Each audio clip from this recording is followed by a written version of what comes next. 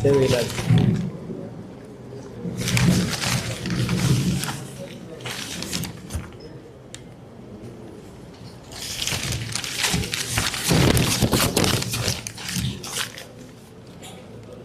ಪ್ರಾರಂಭ ಮಾಡೋಣ ಪ್ರಧಾನ್.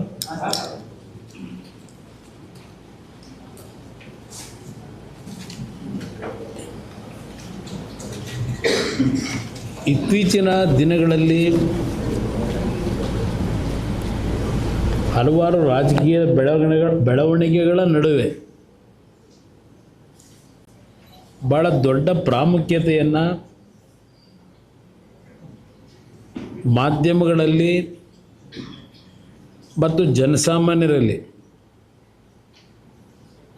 ಅತ್ಯಂತ ಹೆಚ್ಚಿನ ಚರ್ಚೆಗೆ ಗ್ರಾಸವಾಗಿರ್ತಕ್ಕಂಥದ್ದು ಬಿಡದಿಯ ಒಂದು ಗ್ರೇಟರ್ ಬೆಂಗಳೂರಿನ ಟೌನ್ಶಿಪ್ನ ಜಾರಿಗೆ ತರ್ತಕ್ಕಂಥದ್ದಕ್ಕೆ ಇವತ್ತಿನ ಸರ್ಕಾರದಲ್ಲಿ ಕೆಲವು ತೀರ್ಮಾನಗಳು ಎಲೆಕ್ಟ್ರಿಫೈ ಸ್ಪೀಡಲ್ಲಿ ನಡೀತಾ ಇದೆ. ಅತ್ಯಂತ ವೇಗದಲ್ಲಿ ಈ ಒಂದು ಬೆಳವಣಿಗೆ ನಡೀತಾ ಇರತಕ್ಕಂಥದ್ದು. ಈ ರಾಜ್ಯದ ಮುಖ್ಯಮಂತ್ರಿಗಳು ಇದು ಕುಮಾರಸ್ವಾಮಿಯ ಕೂಸು ಅನ್ನೋದು ಬೇರೆ. ನಿನ್ನೆ ದಿನ ಈ ಗ್ರೇಟರ್ ಬೆಂಗಳೂರಿನ ಅಥಾರಿಟಿ ಏನಿದೆ ಇದರ ಪಿತಾಮಹ ಅಂತಕ್ಕಂಥದ್ದು ಅವರ ಹೇಳಿಕೆಯಲ್ಲಿರ್ತಕ್ಕಂಥದ್ದು, ಈಸ್ ದ ಮೇನ್ ಆರ್ಕಿಟೆಕ್ಚರ್ ಅಂತ ಹೇಳ್ಕೊಂಡಿದ್ದಾರೆ. ಹೇಳ್ತಾರೆ ಅವರು, HDK architect of Bidadi township says DKS ready to release documents ಅಂತ ನಾನು ಹೇಳಿದ್ದೇನೆ ಅಂತಲೂ ಬರೆದಿದ್ದಾರೆ. ಇಲ್ಲಿ ಜಮೀನು ಹೇಗೆ ಒದಗಿಸಬೇಕು ಅಂತ ಹೇಳಿ ಅಂತಕ್ಕಂಥದ್ದು ಹೇಳ್ತಾರೆ. ನನ್ನನ್ನೇನೋ ಪಿತಾಮಹ ಅಂತ ಹೇಳ್ತಾರೆ ಈ ಪ್ರಾಜೆಕ್ಟ್ನ ವಿಷಯದಲ್ಲಿ. ಈಗಾಗಲೇ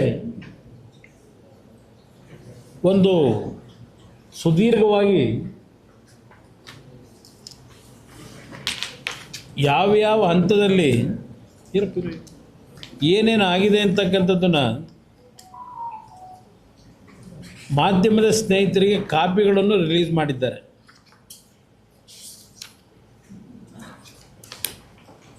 ಅದಿರಲಿ ಅದು ಆಮೇಲೆ ಹೇಳ್ತೀನಿ.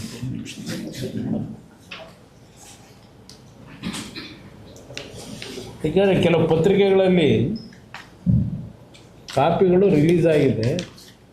ಯಾಕದನ್ನು ಹೇಳ್ತೀನಿ ಅಂದರೆ, ಈ ಪ್ರಾಜೆಕ್ಟ್ ವಿಷಯದಲ್ಲಿ ಯಾವ ರೀತಿಯಲ್ಲಿ ಹಿಂದೆ ಪ್ರಾರಂಭ ಆಗಿದೆ ಅಂತಕ್ಕಂಥದ್ದು ಒಂದು ಪ್ರಮುಖವಾದಂಥ ಅಂಶ ಇಲ್ಲಿ. ನಾನು ಅದನ್ನು ಒಪ್ಕೊಂಡಿದ್ದೇನೆ. ಈ ಒಂದು ಕಾರ್ಯಕ್ರಮ ಇದಕ್ಕೆ ಚಾಲನೆ ಕೊಟ್ಟವನು ನಾನೇ ಅಂತಕ್ಕಂಥದ್ದನ್ನು ಹೇಳಿದ್ದೇನೆ. 5 ಟೌನ್ಶಿಪ್ಗಳನ್ನು ಪ್ರಾರಂಭ ಮಾಡ್ತಕ್ಕಂಥ ನಿಟ್ಟಿನಲ್ಲಿ ತೀರ್ಮಾನ ಪ್ರಾರಂಭಿಕ ಹಂತದಲ್ಲಿ ಮಾಡಿದ್ದು ನಾನೇ ಅಂತಕ್ಕಂಥದ್ದು ಭಾಳ ಸ್ಪಷ್ಟವಾಗಿ ಹೇಳಿದ್ದೇನೆ.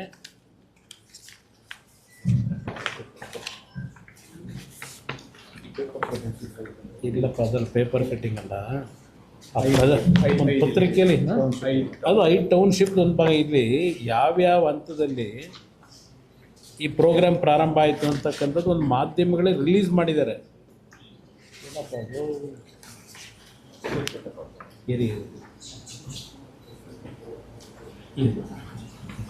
ಇಟ್ಟುಗಳಿದೆ ಇಲ್ಲಿ ಬ್ರದರ್, ಗ್ರೇಟರ್ ಬೆಂಗಳೂರು ಅಭಿವೃದ್ಧಿ ಪ್ರಾಧಿಕಾರದಿಂದ ಉದ್ದೇಶಿತ ಸಮಗ್ರ ಉಪನಗರ ಅಭಿವೃದ್ಧಿ ಯೋಜನೆಯ ಬಗ್ಗೆ ಕಾಲಾನುಕ್ರಮದ ವಿವರ ಅಂತೇಳಿ ಮಾಧ್ಯಮಗಳಿಗೆ ಅವರೇ ಮುಖ್ಯಮಂತ್ರಿಗಳ ಕಚೇರಿಯಿಂದ ಯಾವ್ಯಾವ ಡೇಟಲ್ಲಿ ಯಾವ್ಯಾವ ತಿಂಗಳಲ್ಲಿ ಯಾರು ಮುಖ್ಯಮಂತ್ರಿಗಳಿದ್ರೋ ಈ ಒಂದು ಪ್ರೋಸೆಸ್ ಯಾವ ರೀತಿ ಆಗಿದೆ ಅಂತಕ್ಕಂಥದ್ದು ಮುಖ್ಯಮಂತ್ರಿಗಳು ಕೆಲವು ಪತ್ರಿಕೆಗಳಿಗೆ ಮಾಹಿತಿ ಕೊಟ್ಟಿದ್ದಾರೆ, ಇಲ್ಲ ಮುಖ್ಯಮಂತ್ರಿ ಕಚೇರಿಯಿಂದ ಕೊಟ್ಟಿದ್ದಾರೆ. ನಿಮಗೆ 23/9/2006 ಮಾನ್ಯ ಮುಖ್ಯಮಂತ್ರಿಗಳ ಅಧ್ಯಕ್ಷತೆಯಲ್ಲಿ, ನಾನೇ ಮುಖ್ಯಮಂತ್ರಿ ಅವತ್ತು, ಬೆಂಗಳೂರು ಮಹಾನಗರ ಪ್ರದೇಶದಲ್ಲಿ ಹೊಸ ಇಂಟಿಗ್ರೇಟೆಡ್ ಟೌನ್ಶಿಪ್ಗೆ ತೀರ್ಮಾನ ಏನು ಮಾಡಿದೆ.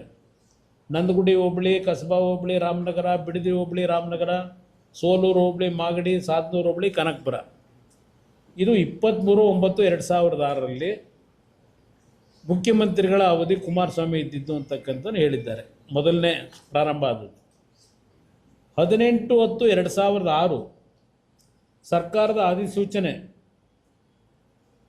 ಈ 5 ಸಮಗ್ರ ಉಪನಗರ ಯೋಜನೆಯನ್ನು ಕೈಗೊಳ್ಳಲು ಅಧಿಸೂಚಿಸಲಾಗಿದೆ. 28/11/2006 ಸಮಗ್ರ ಉಪನಗರ ಯೋಜನೆಗೆ ಸಂಬಂಧಿಸಿದಂತೆ ಪ್ರಧಾನ ಕಾರ್ಯದರ್ಶಿಗಳು ನಗರಾಭಿವೃದ್ಧಿ ಇಲಾಖೆಯವರ ಅಧ್ಯಕ್ಷತೆಯಲ್ಲಿ ಡಾಕ್ಯುಮೆಂಟೇಷನ್ ಕಮಿಟಿ ರಚಿಸಿ ಆದೇಶಿಸಲಾಗಿದೆ. ಕಾಪಿ ಕೊಡ್ತೀನಿ ನಿಮ್ಗಳಿಗೆ, ಮತ್ತೇನಾದರೂ ನಿಮ್ಮ ತಿಳಿದೇ ಇದ್ದರೆ. ದೆನ್ 29/11/2006 ಉದ್ದೇಶಿತ ಟೌನ್ಶಿಪ್ ಯೋಜನೆಗಾಗಿ ಘೋಷಿಸಲ್ಪಟ್ಟ ಗ್ರಾಮಗಳಲ್ಲಿ ಯಾವುದೇ ಪ್ರಾಧಿಕಾರವಾಗಲಿ ಅಥವಾ ವ್ಯಕ್ತಿಯಾಗಲಿ ಬೆಂಗಳೂರು ಮಹಾನಗರ ಪಾಲಿಕೆ ಪ್ರದೇಶಾಭಿವೃದ್ಧಿ ಪ್ರಾಧಿಕಾರದ ವತಿಯಿಂದ ಪೂರ್ವಾನುಮತಿ ಪಡೆಯದೆ ಯಾವುದೇ ರೀತಿಯ ಅಭಿವೃದ್ಧಿಗೆ ಅನುಮತಿಸತಕ್ಕದ್ದಲ್ಲ, ಕೈಗೊಳ್ಳತಕ್ಕದ್ದಲ್ಲ ಅಂತಕ್ಕಂಥ ಹೇಳೋದು ಒಂದು ಆದೇಶ ಹೊರಡಿದೆ.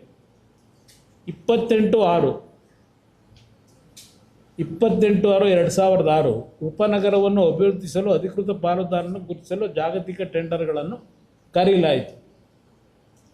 11/6/2007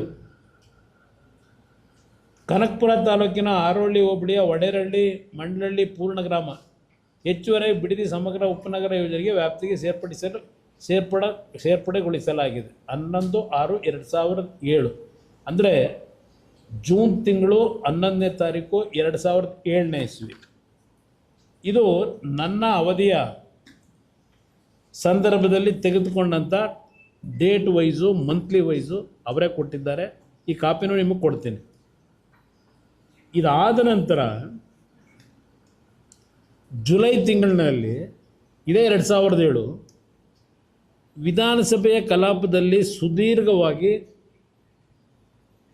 ಮಲ್ಲಿಕಾರ್ಜುನ್ ಖರ್ಗೆ ಅವರು, ಧರ್ಮಸಿಂಗ್ ಅವರು, ಅವತ್ತಿನ ವಿರೋಧ ಪಕ್ಷದ ನಾಯಕರು, ಸಿದ್ದರಾಮಯ್ಯನವರು, ಶಿವಕುಮಾರ್ ಅವರು, ಅದೇ ರೀತಿಯಲ್ಲಿ ಶ್ರೀರಾಮ್ ರೆಡ್ಡಿ ಅವರು, ಮಾಧುಸ್ವಾಮಿ ಅವರು, ಹೀಗೆ ಹಲವಾರು ಮುಖಂಡರುಗಳು ಸುದೀರ್ಘವಾಗಿ ಇದೇ ವಿಷಯನ ಚರ್ಚೆ ಮಾಡಿದ್ದಾರೆ. ಇದ್ರ ಜೊತೆಗೆ ಕೇಂದ್ರ ಸರ್ಕಾರ 2005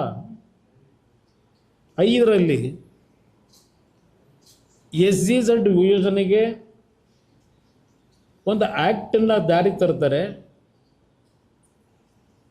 ಎಲ್ಲ ರಾಜ್ಯದ ಚೀಫ್ ಸೆಕ್ರೆಟರಿಗಳಿಗೆ ಪತ್ರನೂ ಬರೀತಾರೆ. ಅವರ ಗಮನಕ್ಕೆ SEZ ಯಾವ ರೀತಿ ಇರಬೇಕು, ಅದರ ರೂಪುರೇಷೆಗಳೇನು.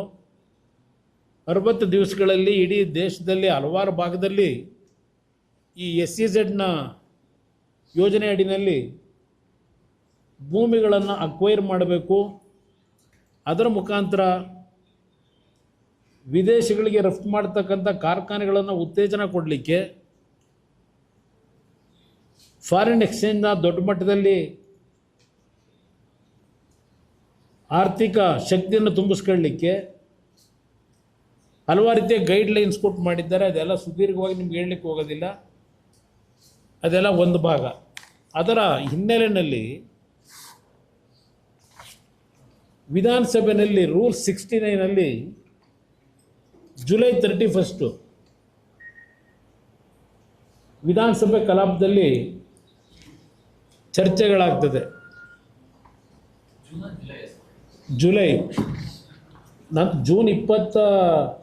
ಜೂನ್ ತಿಂಗಳು 11ನೇ ತಾರೀಕು ಅದು ನನ್ನ ಕೆಲವು ತೀರ್ಮಾನಗಳೇನು ಮಾಡಿದ್ವು ನನ್ನ ಅಧ್ಯಕ್ಷತೆಯಲ್ಲಿ ಇಲ್ಲ ನನ್ನ ಅವಧಿಯಲ್ಲಿ ಆದಂಥ ಕೆಲವು ತೀರ್ಮಾನಗಳನ್ನು ನಿಮ್ಮ ಮುಂದೆ ಇಟ್ಟಿದ್ದೇನೆ, ಕಾಪಿನೂ ಕೊಡ್ತೀನಿ. ಅವರೇ ಕೊಟ್ಟಿರೋದು, ಇದು ನಾನು ಕೊಟ್ಟಿರೋದಲ್ಲ. ಹಾಂ, ಏನು ಹೇಳಿ? 2006ರಿಂದ ನಮ್ಮ ಸರ್ಕಾರ ಮಾಡಿದ್ದು 2006. 2006ರಲ್ಲಿ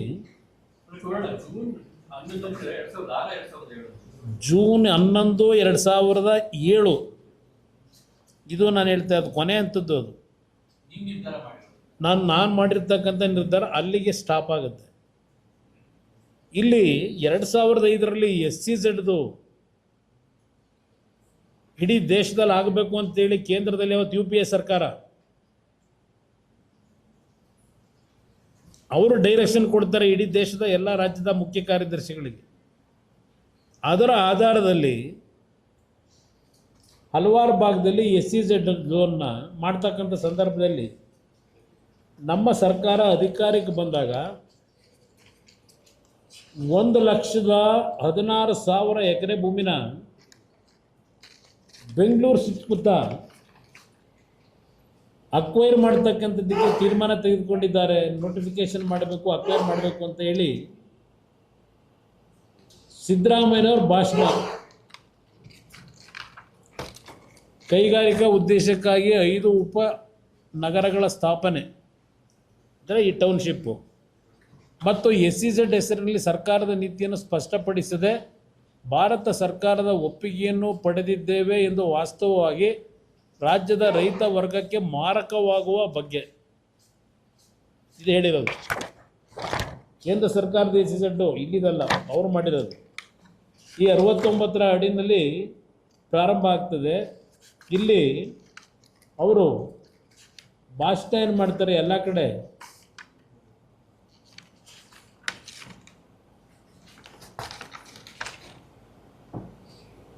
ಫಲವತ್ತಾದ ಜಮೀನನ್ನು ತೆಗೆದುಕೊಳ್ಳಿ ಅಂತ ಹೇಳಿಲ್ಲ ಸಿದ್ದರಾಮಯ್ಯ ಅವರು. ನನಗಿರುವ ಬ್ರೀಫನ್ನು ನಾನು ಹೇಳಿಬಿಡುತ್ತೇನೆ, ಆಮೇಲೆ ಅವರು ಮಾತನಾಡಲಿ ಅಂತ ಹೇಳಿ 2005ರಲ್ಲಿ ಒಂದು ಆ್ಯಕ್ಟನ್ನು ಕೂಡ ಮಾಡಿದ್ದಾರೆ. ಇಲ್ಲವೆಂದು ನಾವು ಹೇಳುವುದಿಲ್ಲ. ಆ್ಯಕ್ಟ್ ಮಾಡಿದ ತಕ್ಷಣವೇ ಕೇಂದ್ರ ಸರ್ಕಾರ ನಂದಗುಡಿ ಬಿಡುಗಡೆ ಮಾಡಿ ಎಂದು ಹೇಳಿಲ್ಲ. ಕೇಂದ್ರ ಸರ್ಕಾರದಲ್ಲಿ ಮಾಡಿ ಅಂತ ಅವರೇನು ಹೇಳಿಲ್ಲ, ನಾವು ಅದು ಹೇಳಿದ್ರು ಅಂತ ಹೇಳ್ತಾ ಇಲ್ಲ. ಇದೆಲ್ಲ ಮಾತಾಡ್ಕೊಂಡು ಹೋಗಿ ಅವ್ರು ಏನು ಹೇಳ್ತಾರೆ,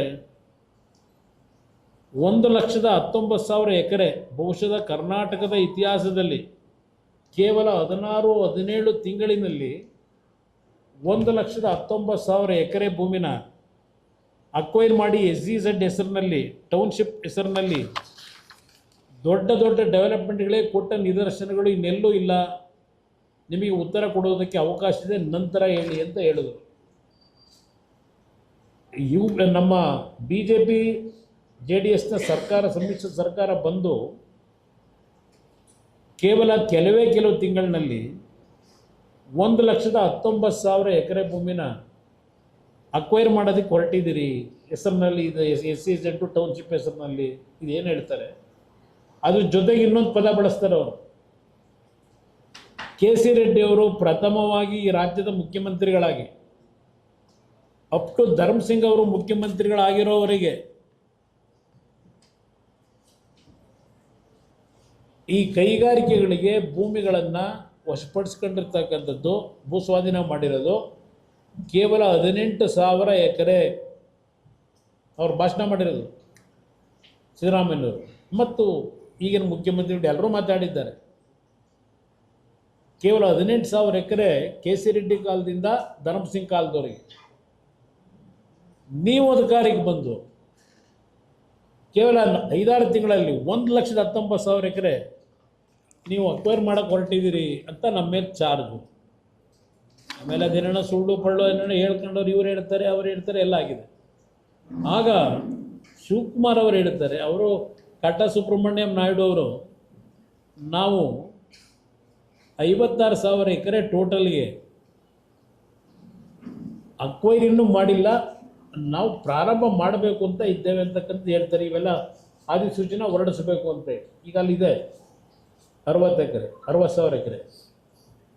ಇಲ್ಲಿ ಆ SEZನ ಆ್ಯಕ್ಟ್ ಬಂದ ಮೇಲೆ ಬೇರೆ ಬೇರೆ ರಾಜ್ಯಗಳಲ್ಲಿ ಅಕ್ವೈರ್ ಮಾಡಿದ್ರಲ್ಲ ಲ್ಯಾಂಡ್ಗಳು, ಹರಿಯಾಣದಲ್ಲಿ 44,000 ಎಕರೆ, ಮಧ್ಯಪ್ರದೇಶ, ಉತ್ತರ ಪ್ರದೇಶ, ಆಂಧ್ರ ಪ್ರದೇಶ ಎಲ್ಲದರದ್ದು ಮಾಹಿತಿ ಇಲ್ಲಿದೆ, ಅಸೆಂಬ್ಲಿಲಿ ಮಾತಾಡಿದ್ದಾರೆ. ಅದೆಲ್ಲ ನಿಮಗೆ ಸುಮ್ಮನೆ ಭಾಳ ಚರ್ಚೆ ಮಾಡ್ಕೊಂಡು ನಿಮಗೂ ತಲೆ ಬಿಸಿ ಮಾಡಲ್ಲ. ಆದರೆ ಅವತ್ತು SEZ ಏನು ರಚನೆ ಆಯಿತು, ಅದರ ಅಡಿನಲ್ಲಿ ಟೌನ್ಶಿಪ್ ಅಡಿನಲ್ಲಿ ಕರ್ನಾಟಕ ರಾಜ್ಯದಲ್ಲಿ ನಾವು ಲ್ಯಾಂಡ್ ಅಕ್ವೈರ್ ಮಾಡಲಿಕ್ಕೆ ಹೋಗಿದ್ದು ನಮ್ಮ ಕಾಲದಲ್ಲಿ 9ನೇ ಸ್ಥಾನದಲ್ಲಿದ್ದೇವೆ ದೇಶದಲ್ಲಿ. ಅದನ್ನು ಅಸೆಂಬ್ಲಿಯಲ್ಲಿ ಮಾತನಾಡಿದ್ದೆ ನಾನು. 9ನೇ ಸ್ಥಾನದಲ್ಲಿ ನಾವಿದ್ದೇವೆ ಬೇರೆ ರಾಜ್ಯಗಳಿಗೆ ಹೋಲಿಕೆ ಮಾಡಿದಾಗ ಲ್ಯಾಂಡ್ ಅಕ್ವೈರ್ ಮಾಡಲಿಕ್ಕೆ ಹೊರಟಂಥದ್ದು. ಇದರ ಮಧ್ಯದಲ್ಲಿ ಈ ಒಂದು ಸಂಶೋಧನಾ ಸಮಿತಿ ಅಂತ ಬೇರೆ ಒಂದು ಮಾಡಿಬಿಟ್ಟಿರ್ತಾರೆ, ಹೇಳ್ತಾ ಇದ್ದೀನಲ್ಲ, ಹಲವಾರು ಬಾರಿ ಹೇಳಿದ್ದೀನಿ ನಿಮಗೆ.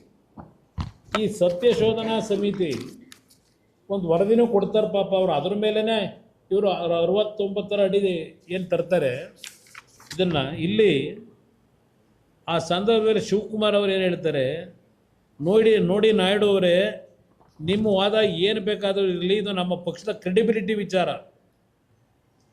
ಅದಕ್ಕೋಸ್ಕರ ಸತ್ಯಶೋಧನಾ ಸಮಿತಿಯ ವಿಚಾರ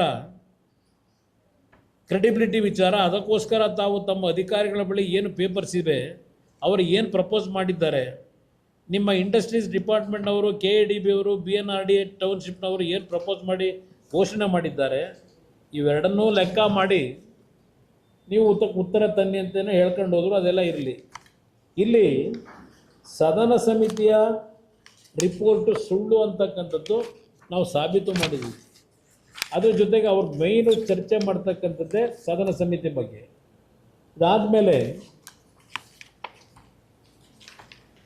ಇವರು ಏನು ಹೇಳ್ತಾರೆ, ಈಗ ಇವರು ಬಿಡದಿ ಟೌನ್ಶಿಪ್ ಹೊರಟಿದಾರಲ್ಲ ಪಾಪ, ಈಗ ಅವ್ರು ಹೇಳ್ತಕ್ಕಂಥದ್ದು, ಮಾನ್ಯ ಮುಖ್ಯಮಂತ್ರಿಗಳು ಇಲ್ಲೇ ಇದ್ದಾರೆ, ರಾಮನಗರದ ಬಿಡದಿಯಲ್ಲಿರುವ ರೈತರು ಎಲ್ಲರೂ ಒಪ್ಪಿದ್ದಾರೆಯೇ, ಅವರೇ ರೈತರನ್ನು ಕರೆದು ಅನೇಕ ಬಾರಿ ಸಭೆ ಮಾಡಿದ್ದಾರೆ, ಯಾವ ರೈತನಾದರೂ ನಾನು ಜಮೀನು ಕೊಡುತ್ತೇನೆ ಎಂದು ಒಪ್ಪಿಗೆ ಕೊಟ್ಟಿದ್ದಾನೆಯೇ, ಅವರ ಮನಸ್ಸಿಗೆ ವಿರುದ್ಧವಾಗಿ, ಅವರ ಅಭಿಪ್ರಾಯಕ್ಕೆ ವಿರುದ್ಧವಾಗಿ ನಾವು ಜಮೀನು ಕೊಡುವುದಿಲ್ಲ, ಅಲ್ಲಿ ತೆಂಗು ಬೆಳೆ ಇದೆ, ರೇಷ್ಮೆ ಬೆಳೆ ಇದೆ, ಭತ್ತ ಬೆಳೆಯುತ್ತಿದ್ದಾರೆ, ತರಕಾರಿ ಬೆಳೆಯುತ್ತಿದ್ದಾರೆ, ಪುಷ್ಪೋದ್ಯಮ ನೂರಾರು ವರ್ಷಗಳಿಂದ ಅದನ್ನು ನಂಬಿಕೊಂಡೇ ಬದುಕಿ ಬಂದಿರುತ್ತಂಥವರು ಅಲ್ಲೇ ಏಕೆ ಮಾಡಬೇಕು? ಇಂದು ಈ ಕಾರಣಕ್ಕಾಗಿ ಬೆಂಗಳೂರು ಸುತ್ತ ಇಷ್ಟೊಂದು ಜಮೀನನ್ನು ಮಾಡಿಕೊಂಡು ಅವರು ಯಾರೋ ಟೌನ್ಶಿಪ್ ಮಾಡೋದಕ್ಕೆ ತೆಗೆದುಕೊಳ್ತಾರೆ.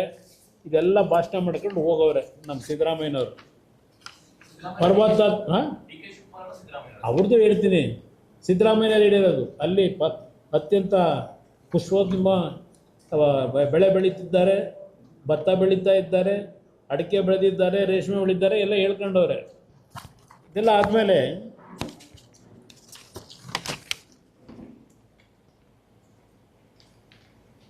ಏನು ಹೇಳ್ತಾರೆ,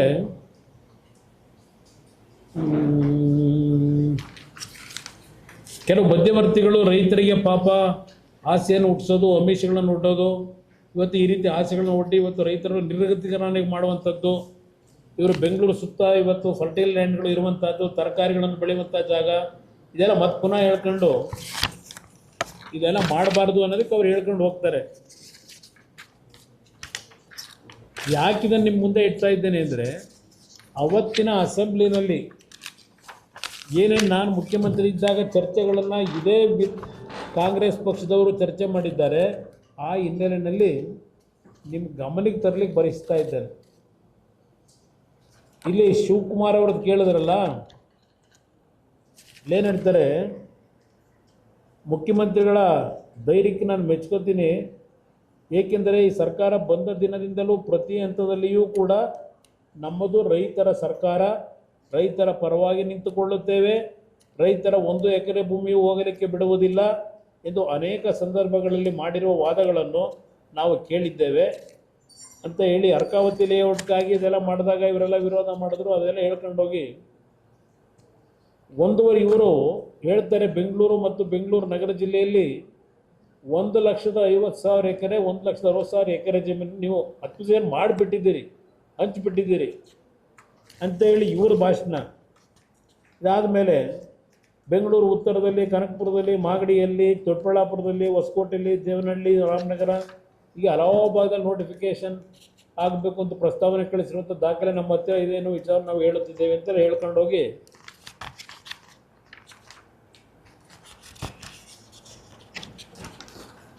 ಇಲ್ಲಿ ಅವರು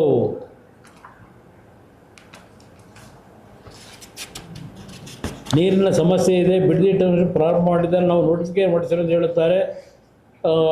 ನಗದು ಮಾಡಿದ್ದೀರಿ, ಒಂದು ಹೊಸ ಮಾದರಿ ಪ್ಯಾಕೇಜ್ ಕೊಟ್ಟಿದ್ದೀರಿ, ಅದೆಲ್ಲ ಹೇಳ್ಕೊಂಡು ಹೋದರು. ನಿಮಗೆ ಒಂದು ವಿಷಯ ಹೇಳ್ತೀನಿ, ಇವತ್ತು ಇವ್ರು ಏನು ಮಾಡೋಕ್ಕೆ ಹೊರಟಿದ್ದಾರಲ್ಲ, ಅಲ್ಲಿ ಹೌಸಿಂಗ್ ಬೋರ್ಡ್ ಕಾಲೋನಿ ಮಾಡಿದ್ರು ಬಿಡದಿ ಹತ್ರನೇ.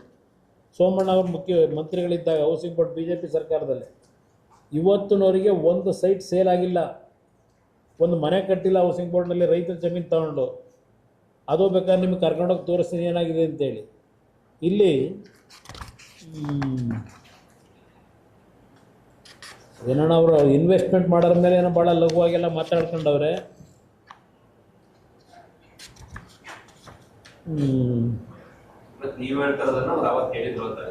ಇದೆಲ್ಲ ಹೇಳ್ತಾ ಇರೋದು, ಅದನ್ನೇ ನಾನು ಹೇಳ್ತಾ ಇರೋದು. ಇಲ್ಲಿ ಏನು ಮಾತಾಡಿದ್ದಾರೆ ಅನ್ನೋದಕ್ಕೆ,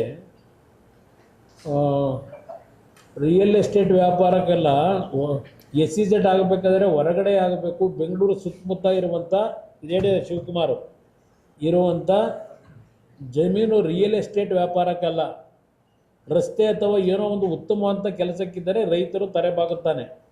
ಆದರೆ ತನ್ನ ಜಮೀನನ್ನು ಬಲವಂತವಾಗಿ ತೆಗೆದುಕೊಳ್ಳುವುದು ಎಂದರೆ ಈ ಏರಿಯಾವನ್ನು ನೋಟಿಫಿಕೇಷನ್ ಮಾಡಿದಂಥ ಸಂದರ್ಭದಲ್ಲಿ, ಒಂದು ಹಳ್ಳಿಯನ್ನು ಘೋಷಣೆ ಮಾಡುವಂಥ ಸಂದರ್ಭದಲ್ಲಿ 700 ಹಳ್ಳಿಗಳು, ರಾಮನಗರವು, ಸೋಲೂರು ಇದೆಲ್ಲ ಹೇಳಿದ್ರು.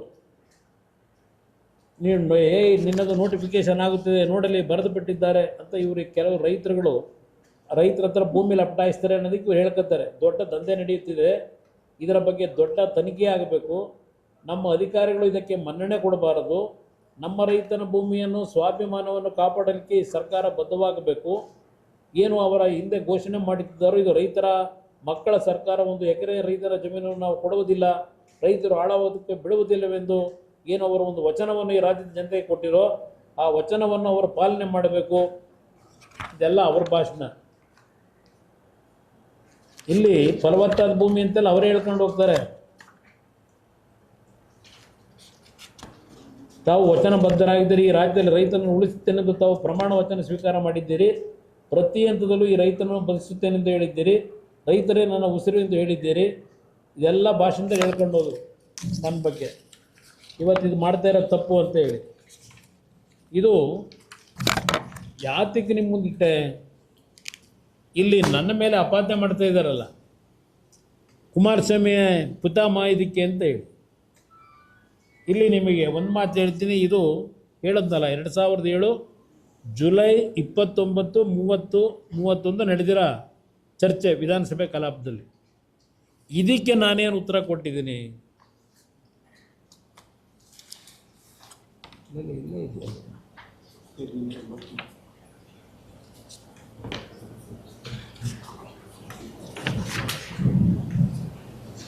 ಅದು ನಾನು ಏನು ಹೇಳ್ತೀನಿ, ಯಾವುದಾದ್ರೂ ಭೂ ಸ್ವಾಧೀನ ಮಾಡಬೇಕಾದ್ರೆ ಕೆಲವು ಗೈಡ್ಲೈನ್ಸನ್ನು ನಾವೇನು ಆಚರಣೆ ಮಾಡಬೇಕು ಅಂತೇಳಿ ಮಾಡಿದ್ದೀವಿ ಅಟ್ಟಿನ ಸಂದರ್ಭದಲ್ಲಿ ಅದೆಲ್ಲವನ್ನು ಹೇಳಿ, ಹಿಂದೆ ಕಾಂಗ್ರೆಸ್ ಸರ್ಕಾರ ಇದ್ದಾಗ ಏನೇನು ಮಾಡಿದ್ದಾರೆ ಅದನ್ನು ಸಹ ನಾನು ಡೀಟೇಲ್ ಚರ್ಚೆ ಮಾಡಿದ್ದೀನಿ ವಿಧಾನಸಭೆ ಕಲಾಪದಲ್ಲಿ. ಹಿಂದಿನ ಸರ್ಕಾರಗಳಲ್ಲಿ ಏನೇನಾಗಿದೆ ಅಂತ ಹೇಳಿ ದೇವೇಗೌಡರ ಬಗ್ಗೆ ಪಾಪ ಮಾತಾಡಿರ್ತಾರೆ.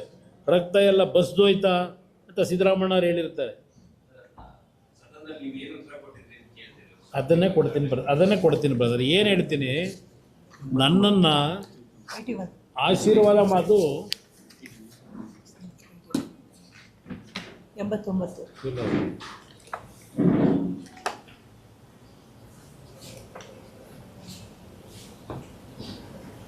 ಅದು ನಾನು ಅಸೆಂಬ್ಲಿಲಿ ಏನು ಹೇಳಿದ್ದೀನಿ ಅಂತ ಹೇಳ್ಬಿಡ್ತೀನಿ ಬ್ರದರ್. ನಾ ಮೇಜರ್ ಪಾಯಿಂಟ್ಸ್ ಹೇಳ್ತೀನಿ ಬ್ರದರ್. ನಾವು ಮಣ್ಣಿನ ಮಕ್ಕಳು ಎಂದು ಹೆಸರು ಹೇಳಿಕೊಂಡು, ರೈತರ ಹೆಸರು ಹೇಳಿಕೊಂಡು ಇಲ್ಲಿ ಅಧಿಕಾರಕ್ಕೆ ಬಂದು ಕುಳಿತಿದ್ದೇವೆ. ರೈತರನ್ನು ಮರೆಯುವ ಕೆಲಸಕ್ಕೆ ಹೋಗಿಲ್ಲ. ಅದನ್ನು ಸದನದ ಸದಸ್ಯರ ಗಮನಕ್ಕೆ ತರಲು ಬಯಸುತ್ತಿದ್ದೇನೆ. ಸ್ವೇಚ್ಛಾಚಾರವಾಗಿ SEZನ ವಿಚಾರವಾಗಿ ಇವತ್ತು ತೀರ್ಮಾನ ಮಾಡುವುದಕ್ಕೆ ಹೋಗುವುದೂ ಇಲ್ಲ. ಈ ಸ್ಪಷ್ಟೀಕರಣವನ್ನು ಕೊಡಲಿಕ್ಕೆ ನಾನು ಬಯಸುತ್ತೇನೆ. 3/3/2006 ಇಸ್ವಿಯಲ್ಲಿ ಕಳೆದ ಮಾರ್ಚ್ ತಿಂಗಳಿನಲ್ಲಿ ನಾವೊಂದು ನಿರ್ಧಾರ ಮಾಡಿದ್ದೇವೆ, ಸುತ್ತೋಲೆ ಹೊರಡಿಸಿದ್ದೇವೆ. KADB ವತಿಯಿಂದ ಕೈಗಾರಿಕಾ ಉದ್ದೇಶಗಳಿಗೆ ಜಮೀನುಗಳನ್ನು ಭೂಸ್ವಾಧೀನ ಮಾಡಲು ಅನುಸರಿಸಬೇಕಾದ ವಿಧಾನಗಳ ಬಗ್ಗೆ ನಾನು ಎಲ್ಲ ಹೇಳುವುದಿಲ್ಲ. ಇಲ್ಲಿ ಕೆಲವು ವಿಷಯಗಳನ್ನು ತರುತ್ತೇನೆ.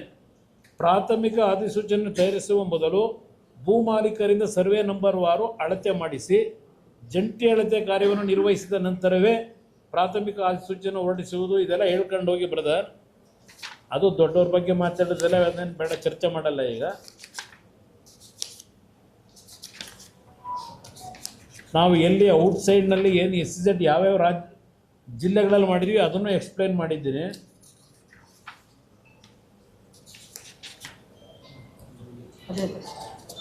ಇಲ್ಲಿ BMRDಯಿಂದ ರಾಮನಗರ ತಾಲೂಕು ಬಿಡಿದಲ್ಲಿ ನಾನು ಈ ಪ್ರಾಜೆಕ್ಟ್ ಬರಬೇಕೆಂದು ಹೇಳಿ ನಮ್ಮ ಅಧಿಕಾರಿಗಳು ಚಿಂತನೆಯನ್ನು ನಡೆಸಿದ್ದಾರೆ.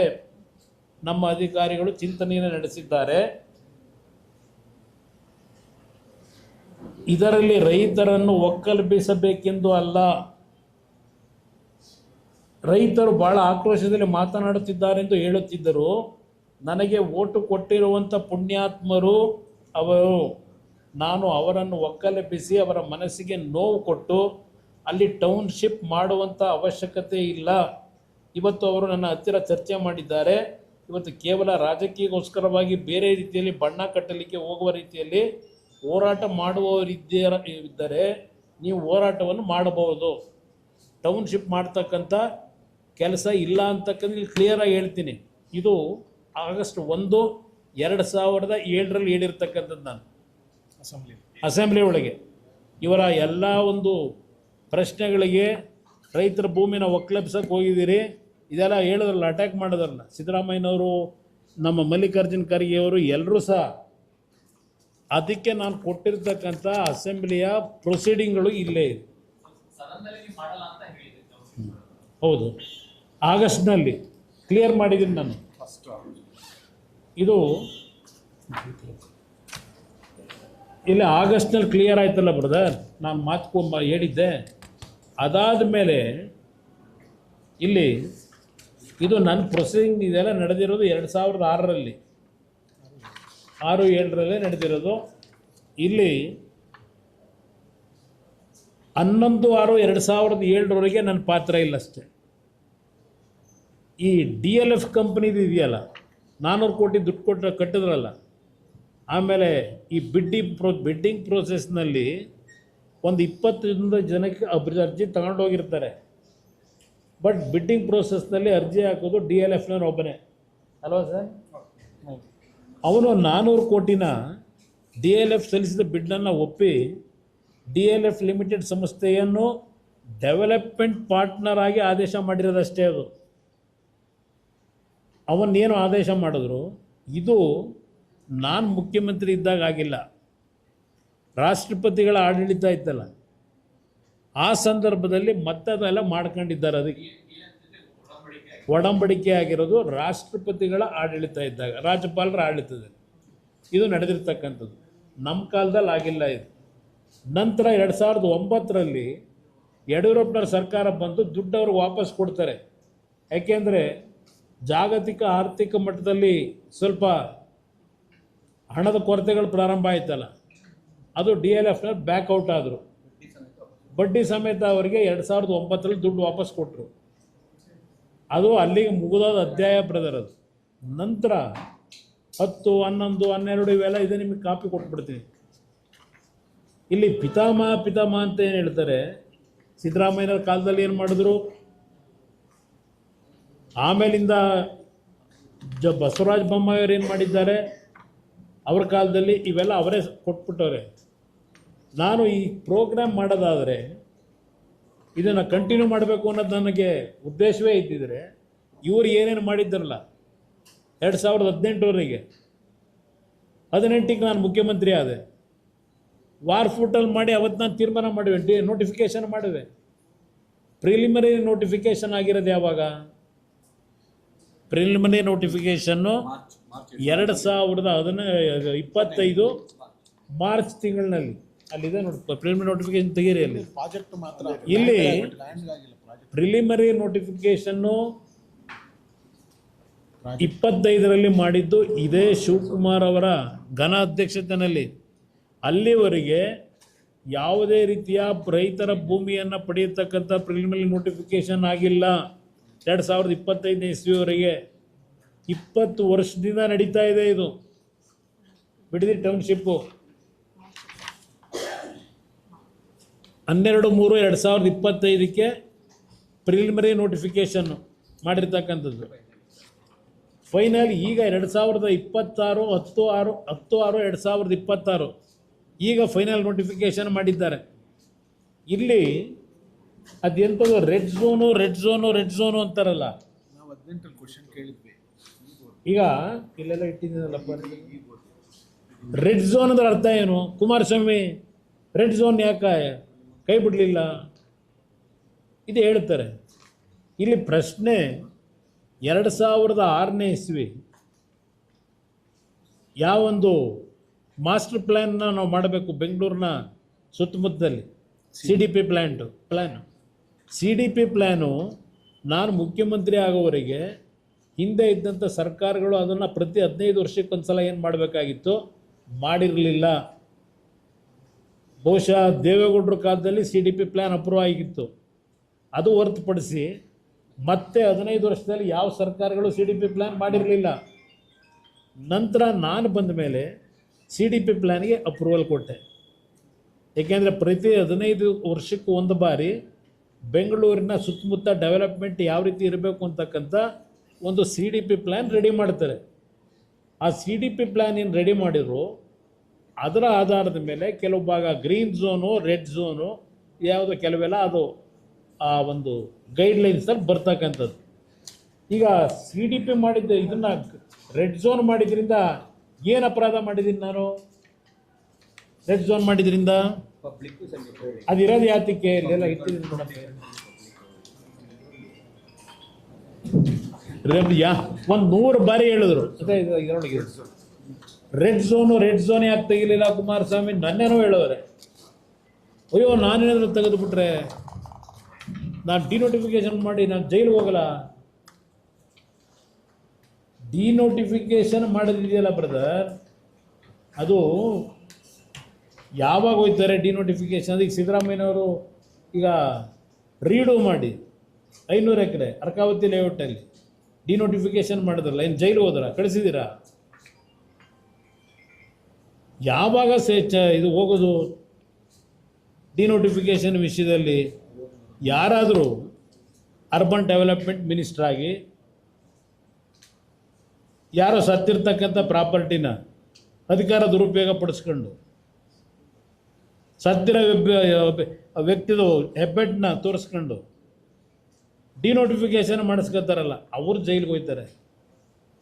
ಬಹುಶಃ ಅದು ಭಯ ಆಗಿರ್ಬೇಕು ಅವರಿಗೆ, ಅದಕ್ಕೆ ಭಯ ಪಡಬೇಕು. ಇಲ್ಲಿ ರೈತರ ಭೂಮಿ ಡಿನೋಟಿಫಿಕೇಶನ್ ಮಾಡೋಕ್ಕೆ ಇಲ್ಲಿ ಡಿನೋಟಿಫಿಕೇಶನ್ ಮಾಡಿ ಯಾವ ಥರ ಹೋಗ್ಬೋದು ಅಂತೇಳಿ ಉಳ್ಕೊಳ್ಳೋದಕ್ಕೆ ಪಾಪ ವ್ಯಕ್ತಿ ಏನೇನು ಮಾಡಿದ್ರು ಆ ಡಿನೋಟಿಫಿಕೇಶನ್ ಮಾಡಿಸ್ಕೊಂಡ್ರೆ ಅದು ಗೊತ್ತು ನನಗೆ. ಇಲ್ಲಿ ಸಾರ್ವಜನಿಕವಾಗಿ ರೈತರನ್ನ ಉಳಿಸೋದಕ್ಕೆ ಡಿನೋಟಿಫಿಕೇಶನ್ ಮಾಡಿದ್ರೆ ಯಾರು ಜೈಲಿಗೆ ಕಳಿಸಲ್ಲ. ಈ ರೆಡ್ ಝೋನ್ ಇದೆಯಲ್ಲ, ಈ ರೆಡ್ ಝೋನ್ ಯಾತಕ್ಕೆ, ಅದರ ಉಪಯೋಗಗಳೇನು ಅಂತಕ್ಕಂಥದ್ದು ಇಲ್ಲಿದೆ. ಯಾತಕ್ಕೆ ಪದೇ ರೆಡ್ ಝೋನ್ ಹೇಳ್ತೀರಿ? ಈ ರೆಡ್ ಝೋನ್ನ ಅನಾಹುತಗಳು ಏನಿದೆ ಹೇಳಿ, ಅನುಕೂಲಗಳು ಅನಾಹುತಗಳು.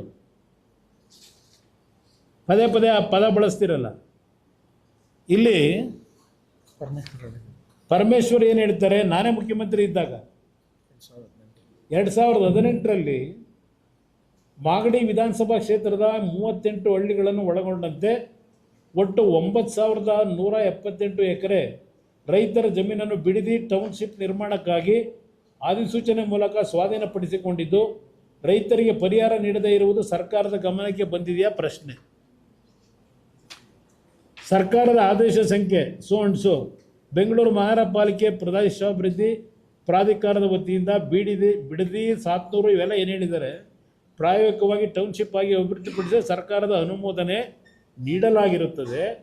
ಸದರಿ ಆದೇಶಗಳ ರೀತಿಯ ರಾಮನಗರ ತಾಲೂಕು ಬಿಡದಿ ಹೋಬಳಿಯ 9 ಗ್ರಾಮಗಳು ಈ ಒಂದು ವ್ಯಾಪ್ತಿಯಲ್ಲಿದ್ದು ಈ ಜಮೀನುಗಳ ಭೂಸ್ವಾಧೀನ ಕುರಿತು ಇಲ್ಲಿಯವರೆಗೆ ಯಾವುದೇ ಅಧಿಸೂಚನೆಗಳಾಗಿರುವುದಿಲ್ಲ ಮತ್ತು ಭೂಸ್ವಾಧೀನ ಪಡಿಸಿಕೊಂಡಿರುವುದಿಲ್ಲ. ಭೂ ಸ್ವಾಧೀನಪಡಿಸಿಕೊಳ್ಳದೇ ಇರುವುದರಿಂದ ಪರಿಹಾರ ನೀಡಿರುವುದಿಲ್ಲ. ಇದು ಪರಮೇಶ್ವರ್ ಅವರು ನನ್ನ ಸರ್ಕಾರದಲ್ಲೇ ಉಪಮುಖ್ಯಮಂತ್ರಿಗಳಾಗಿ ಕೊಟ್ಟಿರ್ತಕ್ಕಂಥ ಉತ್ತರ ವಿಧಾನಸಭೆ ಕಲಾಪದಲ್ಲಿ. ಆಮೇಲೆ ಬಿಡದಿ ಟೌನ್ಶಿಪ್ ನಿರ್ಮಾಣಕ್ಕಾಗಿ ವಶಪಡಿಸಿಕೊಂಡಿರುವ ಜಮೀನನ್ನು ವಾಪಸ್ ರೈತರಿಗೆ ಬಿಟ್ಟುಕೊಟ್ಟು ಕೃಷಿಯೇತರ ಚಟುವಟಿಕೆಗಳನ್ನು ಕೈಗೊಳ್ಳಲು ಅವಕಾಶ ನೀಡಲಾಗುವುದೇ ಅಂತ ಪ್ರಶ್ನೆ. ಭೂ ಸ್ವಾಧೀನ ಪಡಿಸಿಕೊಳ್ಳದೇ ಇರುವುದರಿಂದ ಅನ್ವಯಿಸುವುದಿಲ್ಲ. ಭೂ ಸ್ವಾಧೀನದಿಂದ ಜಮೀನು ಬಿಟ್ಟುಕೊಟ್ಟ ರೈತರು ಅನುಭವಿಸುತ್ತಿರುವ ಜ್ವಲಂತ ಸಮಸ್ಯೆಯನ್ನು ಬಗೆಹರಿಸುವ ನಿಟ್ಟಿನಲ್ಲಿ ಸರ್ಕಾರ ತೆಗೆದುಕೊಂಡ ಕ್ರಮಗಳೇನು? ಅನ್ವಯಿಸಲ್ಲ. ಇದು ಅವರು ಕೊಟ್ಟಿರ್ತಕ್ಕಂಥ ಉತ್ತರ. ಕುಮಾರಸ್ವಾಮಿ ಏನೋ ಹೊಡೆದುಬಿಟ್ಟು ಅಲೆ ಎಲ್ಲ ಮುಗಿಸ್ಬಿಟ್ಟಿದ್ದ. ಇದೇನು ಹೇಳ್ತೀರಿ ಸ್ವಾಮಿ? ಈಗ ನಿಮ್ಗೆ ಯಾಕೆ ಹುಚ್ಚು ಬಂತು? ಅವತ್ತು ರೈತರನ್ನು ಉಳಿಸಿ, ಫಲವತ್ತಾದ ಭೂಮಿ, ತೆಂಗಿನ ಗಿಡ, ಇದೆಲ್ಲ ಅವತ್ತು ಭಾಷಣ ಮಾಡಿದಾರಲ್ಲ 2007ರಲ್ಲಿ ಜುಲೈ ತಿಂಗಳಲ್ಲಿ. ಎಲ್ಲೋಯ್ತು ನಿಮ್ಮ ಮಾತು? ಈಗ ಅವ್ರೊಂದು ನೋಟಿಫಿಕೇಶನ್ ಹೊಡಿಸೋರಲ್ಲ, ಒಂದು ಕೊಡ್ರಿ ಸರ್. ಅದಲ್ಲ ಅದು ಬೇಡ ನನಗೆ, ಅದು ಬೇಡ, ಅದು ಸರ್, ಅದು ಒಂದು ರೆಡ್ ಮಾರ್ಕ್ ಮಾಡಿದ್ದೀರ. ಇಲ್ಲಿ ಅವ್ರು ಏನು ಹೇಳ್ತಾರೆ, ಇದೆಂತದ್ದು ಅಯ್ಯೋ ಇತ್ತರಲಿಲ್ಲ. ಇನ್ನೊಂದು ಅವರು ಈಗೇನು ಹೊರಡಿಸೋರಲ್ಲ ಕ್ಯಾಬಿನೆಟ್ ನೋಟು, ಇಲ್ಲಿ ಹೇಳ್ತಾರೆ, ಈ decision of the authority has been accepted by A majority of the land owners. ಈ ಕ್ಯಾಬಿನೆಟ್ ಮುಂದೆ ತಂದಿರೋದು ಅಲ್ಲಿದೆ ನೋಡಿ. ಇಲ್ಲಿ 4,500 ಇವೆಲ್ಲ ಅಬ್ಜೆಕ್ಷನ್ ರೈಸ್ ಮಾಡಿದ್ರು ರೈತರುಗಳು, ನಾವು ಭೂಮಿ ಕೊಡಲ್ಲ ಅಂತ ಹೇಳಿ. 4,500 ಅರ್ಜಿ ಇದೆ. ಒಬ್ಬ ರೈತನಿಗೆ ಉತ್ತರ ಕೊಟ್ಟಿಲ್ಲ ಇವರು. ಒಂದು ಸಲ ಜಿಲ್ಲಾಧಿಕಾರಿ ಕಚೇರಿನಲ್ಲಿ ಸಭೆ ಕರೀತಾರೆ.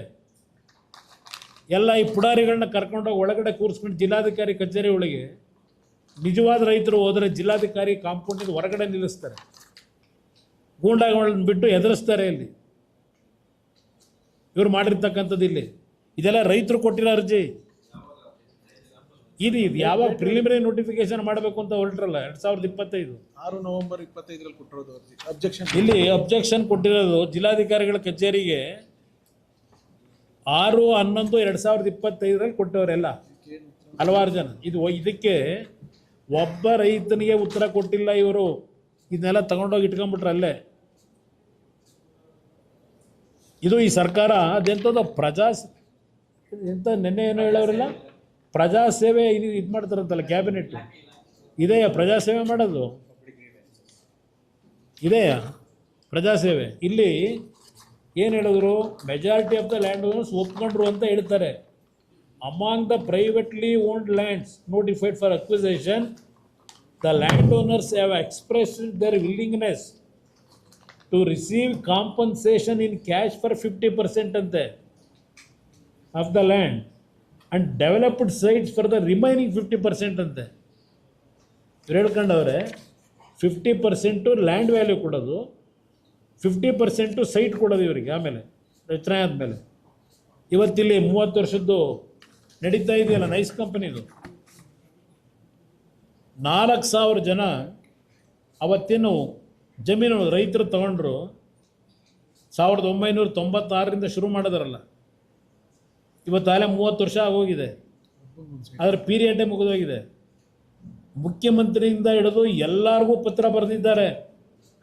ಆ ನೈಸ್ ಕಂಪ್ನಿಯವರು ಸೈಟ್ ಕೊಡ್ತೀವಿ ಅಂತೇಳಿ ಇನ್ನೂ ಕೊಟ್ಟಿಲ್ಲ, ಕೊಡಿ ಅಂತ ಹೇಳಿ 30 ವರ್ಷ ಇದೇ ನೈಸ್ ಕಂಪ್ನಿನಲ್ಲಿ. 4,000 ಜನ ಅರ್ಜಿ ಇನ್ನೂ ಅವ್ರ ಸೈಟ್ ಕೊಟ್ಟಿಲ್ಲ. ಅವರಿಗೆ ಲ್ಯಾಂಡ್ ಲೂಸರ್ಸ್ ಏನಿದ್ದಾರೆ, ಅವ್ರು ಜಮೀನು ಕೊಟ್ಟರಲ್ಲ ಆ ಪ್ರಾಜೆಕ್ಟ್ಗೆ ಸೈಟ್ ಕೊಡ್ತಕ್ಕಂಥ ಅಗ್ರಿಮೆಂಟ್ ಆಗಿ ಇವತ್ತಿನವರೆಗೆ 30 ವರ್ಷ ಆದರೂ ಸೈಟ್ ಕೊಟ್ಟಿಲ್ಲ.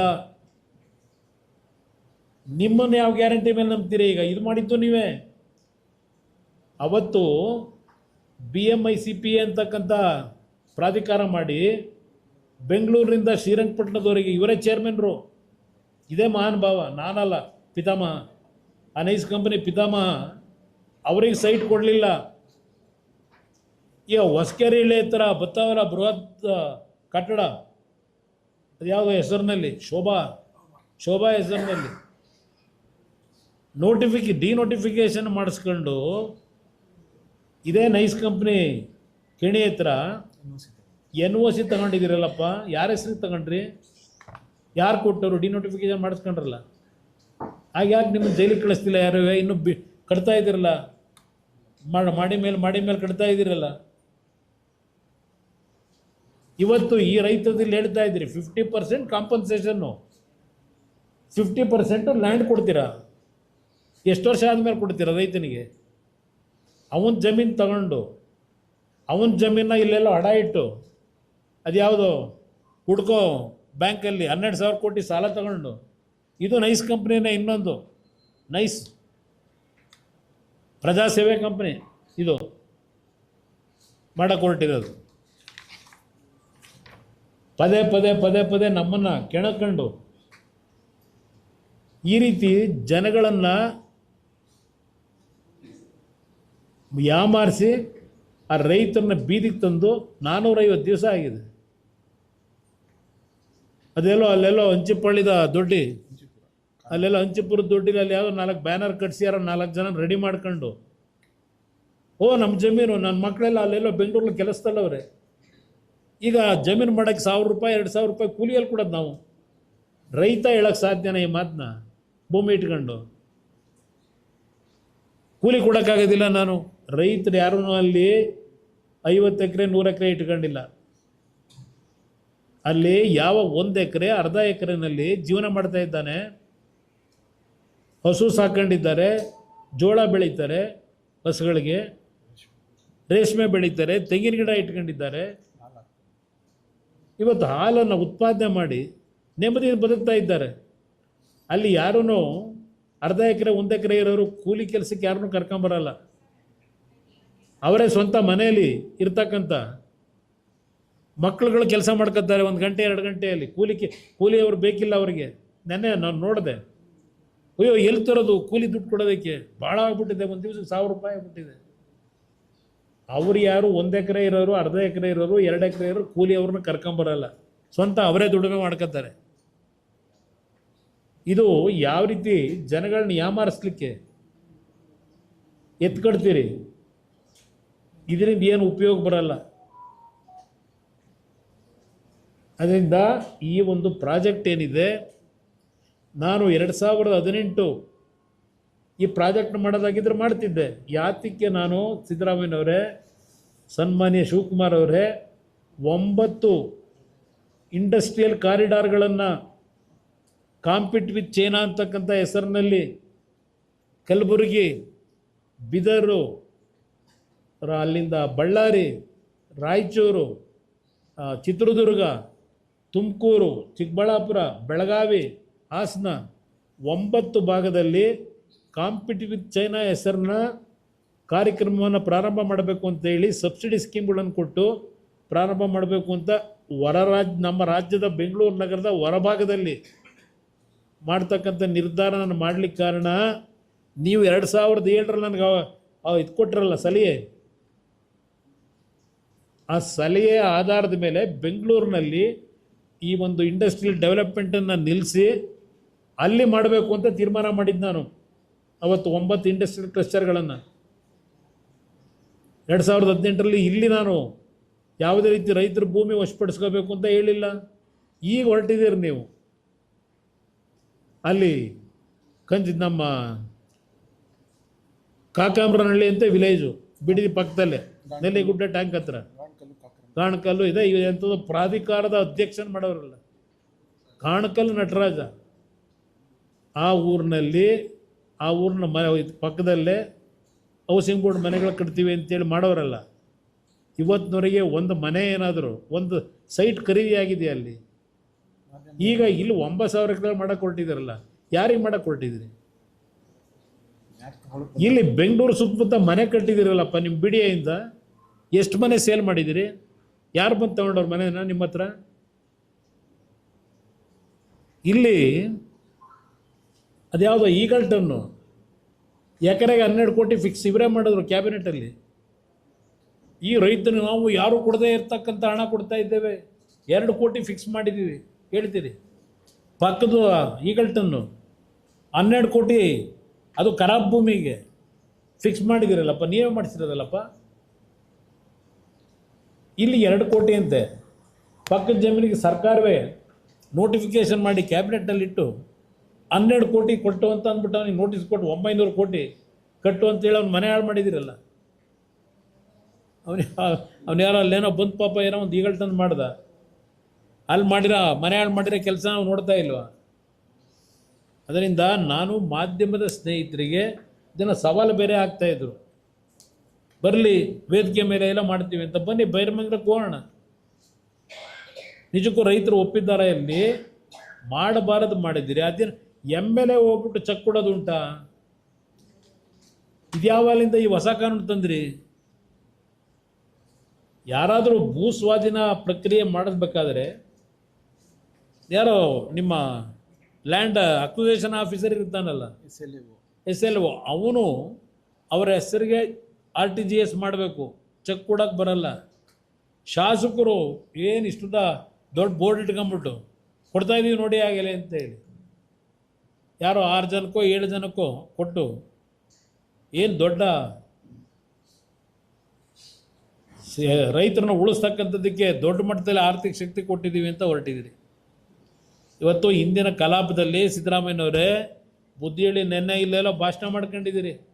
2028ಕ್ಕೂ ಮತ್ತೆ ಕಾಂಗ್ರೆಸ್ ಸರ್ಕಾರವೇ ಏನೋ DK ಹೆಸರಿನಲ್ಲಿ ಮತ್ತಿನ್ನೊಂದು ಬಾರಿ 28ಕ್ಕೆ ಬರ್ತಾರಂತೆ. ನೆನ್ನೆ ಅಸಹ್ಯ ಆ ರಸ್ತೆ ನೋಡಿದ್ರೆ. ಏನು ಹೇಳಿದಿರಿ ನೀವು? ನಿಮ್ಮ ಸರ್ಕಾರದ ಕಾನೂನಿನ ತಂದಿದ್ದೀರಿ, ಯಾರ ಮೇಲೆ ಕೇಸ್ ಹಾಕಿದ್ದೀರಿ? ಇವತ್ತು ಜನ ಓಡಾಡೋಕ್ಕಾಗದೇ ಇರ್ತಕ್ಕಂಥ ರೀತಿಯಲ್ಲಿ ಕಟ್ಟಿದಿರಲ್ಲ ಬ್ಯಾನರ್ಗಳು. ಯಾವನಪ್ಪ ಅಧಿಕಾರಿ? ಯಾರ ಮೇಲೆ ಆ್ಯಕ್ಷನ್ ತಗೊಂಡಿದ್ದೀರಿ? ಸಣ್ಣ ಪಕ್ಷಗಳು ಯಾವುದೋ ಒಂದು ಬೋರ್ಡ್ ಹಾಕೊಂಡ್ರೆ ಕೇಸ್ ಹಾಕ್ತೀರಿ. ಒಂದು ಮಾತು ಹೇಳ್ತೀನಿ, ಇಲ್ಲಿ ನನಗೆ ಗೊತ್ತಿದೆ, ಕಚೇರಿಯಲ್ಲಿ ಕೂತ್ಕೊಂಡು ಕೆಲಸ ಮಾಡಲ್ಲ. ಈ ಒಂದು ಪ್ರಾಜೆಕ್ಟಿಗೆ ಸಂಬಂಧಪಟ್ಟ ಹಾಗೆ ಅಲ್ಲೆಲ್ಲೋ ನಾಗರಬಾವಿ ಹತ್ರ ಒಂದು ಬಾಡಿಗೆ ಮನೆ ತಗೊಂಡು ಅಲ್ಲಿ ಕೆಲವು ಪುಡಾರಿಗಳನ್ನ ಇಟ್ಕೊಂಡು ಮಾಫಿಯಾಗಳನ್ನ ಇಟ್ಕೊಂಡು ಅಲ್ಲಿ ವ್ಯವಹಾರ ನಡೆಸ್ಕೊಂಡು ಕೂತಿದ್ದೀರಿ. DC ಕಚೇರಿಯಲ್ಲಿ ಮಾಡ್ತಾ ಇಲ್ಲ. ಎಷ್ಟು ಜನ ಜೈಲಿಗೆ ಹೋಗೋಕ್ಕೆ ತಯಾರಾಗಬೇಕು, ತಯಾರಾಗಿ ಗೊತ್ತಿದೆ ನನಗೆ. ಇದರಲ್ಲಿ ಡಿನೋಟಿಫಿಕೇಶನ್ ಮಾಡೋದೇನಿದೆ? ನೀವು ಮಾಡ್ಕೊಂಡಿರೋದು ಏನಿದೆ, ಪ್ರಾಜೆಕ್ಟ್ ಕೈ ಬಿಟ್ಟರೆ ಮುಗಿದೋಯ್ತು. 20 ವರ್ಷ ಆಗಿದೆ, ಇನ್ನೆಷ್ಟು ವರ್ಷ ಆಗುತ್ತೆ ಇದು? ಸುಮ್ಮನೆ ಅದು ಮಾಡ್ತೀವಿ ಇದು ಮಾಡ್ತೀವಿ. ಬೆಂಗಳೂರು ನಗರನೇ ನಿಮ್ಮ ಯೋಗ್ಯತೆ ಸರಿಪಡಿಸ್ಕೊಳ್ಳೋಕ್ಕಾಗಿಲ್ಲ ಇನ್ನು. ಅಲ್ಲೆಲ್ಲೋ ಭಾಳ ದೊಡ್ಡ ರಸ್ತೆಗಳು ಮಾಡ್ತಾರಂತೆ, ಒಳಚರಂಡಿ ವ್ಯವಸ್ಥೆ ಮಾಡ್ತಾರಂತೆ. ಮೊದಲು ಬೆಂಗಳೂರು ನಗರ ಸರಿ ಮಾಡ್ಕೊಳ್ಳಿ. ಸಿಂಗ್ಪುರ ಮಾಡ್ತೀವಿ ಅಂತ ಹೇಳಿ ಇವತ್ತು ಹಲವಾರು ಪ್ರದೇಶದಲ್ಲಿ ಒಂದು ಗಂಟೆ ಮಳೆ ಆಯಿತು ಅಂದರೆ ಒಂದೊಂದು ಮಂಡಿ ಉದ್ದ ನೀರು. ಮಳೆಗಾಲ ಶುರುವಾಯಿತು ಅಂದರೆ ಅದು ಯಾವುದೋ ಸಾಯಿ ಲೇಔಟು, ಮನೆಯೆಲ್ಲ ಖಾಲಿ ಮಾಡ್ಕೊಂಡು ಹೋಟ್ಲಿಗೆ ಹೋಗಿರ್ತಾರೆ ಒಂದೊಂದು ತಿಂಗಳು. ಇದು ನೀವು ಮಾಡಿರೋ ಅಭಿವೃದ್ಧಿ. ಬೆಂಗಳೂರು ನಗರ ಸರಿ ಮಾಡಿದೆ, ಅದೆಲ್ಲ ಅಲ್ಲೆಲ್ಲ ಹೋಗಿ ಟೌನ್ಶಿಪ್ಗಳು ಮಾಡಿ ಈಗೇನಪ್ಪ ಮಾಡ್ತೀರಿ? ಅದೇನೋ ಹೇಳ್ತಿರಲ್ಲ, ಕುಮಾರಸ್ವಾಮಿ ಮುಖ್ಯಮಂತ್ರಿಯಾಗಿ ಏನಪ್ಪ ಅರ್ಧ ಅಂತ ಹೇಳಿದಿರಲ್ಲ ಮೊನ್ನೆ ತುಮಕೂರಲ್ಲಿ. ನೀವು ಅರಿತಿರೋದು ಇದೆಯಾ? ಅರಿಯಕ್ಕೆ ಕೊಟ್ಟಿರೋದು ರೈತರನ್ನೆಲ್ಲ ತೆಂಗಿನ ಗಿಡ, ಅಡಿಕೆ ಗಿಡ ಕಣ್ಣಿಗೆ ಕಾಣ್ತಾ ಇಲ್ವಾ ನಿಮಗೆ? ಯಾವ ರೀತಿ ಬದುಕ್ತಾ ಇದ್ದಾರೆ ಜನ ಅಂತ ಹೇಳಿ. ಇಲ್ಲಿ ಸಸಿ ನೆಡೋ ಕಾರ್ಯಕ್ರಮ ಬೆಂಗಳೂರಿನಲ್ಲಿ 15 ಲಕ್ಷ ಸಸಿ ನೆಡ್ತಾರಂತೆ. ಆ ಸಸಿ ನೆಡೋದ್ರಲ್ಲೂ ಎಷ್ಟು ದುಡ್ಡು ಹೊಡಿತಾರೋ ಗೊತ್ತಿಲ್ಲ ಈ ಕಾರ್ಯಕ್ರಮದಲ್ಲಿ. ಯಾವಾಗ ಇಲ್ಲ, ಇನ್ನೂ ಈಗ ಶುರು ಮಾಡ್ತಾರೇನು, ಅದಕ್ಕೆ ಅಡ್ವರ್ಟೈಸ್ಮೆಂಟ್. ಅದರಿಂದ ನಾನು ಎಲ್ಲದಕ್ಕೂ ಸಿದ್ಧ ಇದ್ದೇನೆ. ನಾನು ಎಂದೂ ಸಹ ಜನವಿರೋಧಿ ನೀತಿ ಮಾಡ್ತಕ್ಕಂಥದ್ದಕ್ಕೆ ನನ್ನ ಸರ್ಕಾರದಲ್ಲಿ ನಾನು ಆಸ್ಪದ ಕೊಟ್ಟಿಲ್ಲ. 5 ಬಡಾವಣೆ ಘೋಷಣೆ ಮಾಡಿದೆ 2007 ಆಗಸ್ಟ್ ತಿಂಗಳಿನಲ್ಲಿ.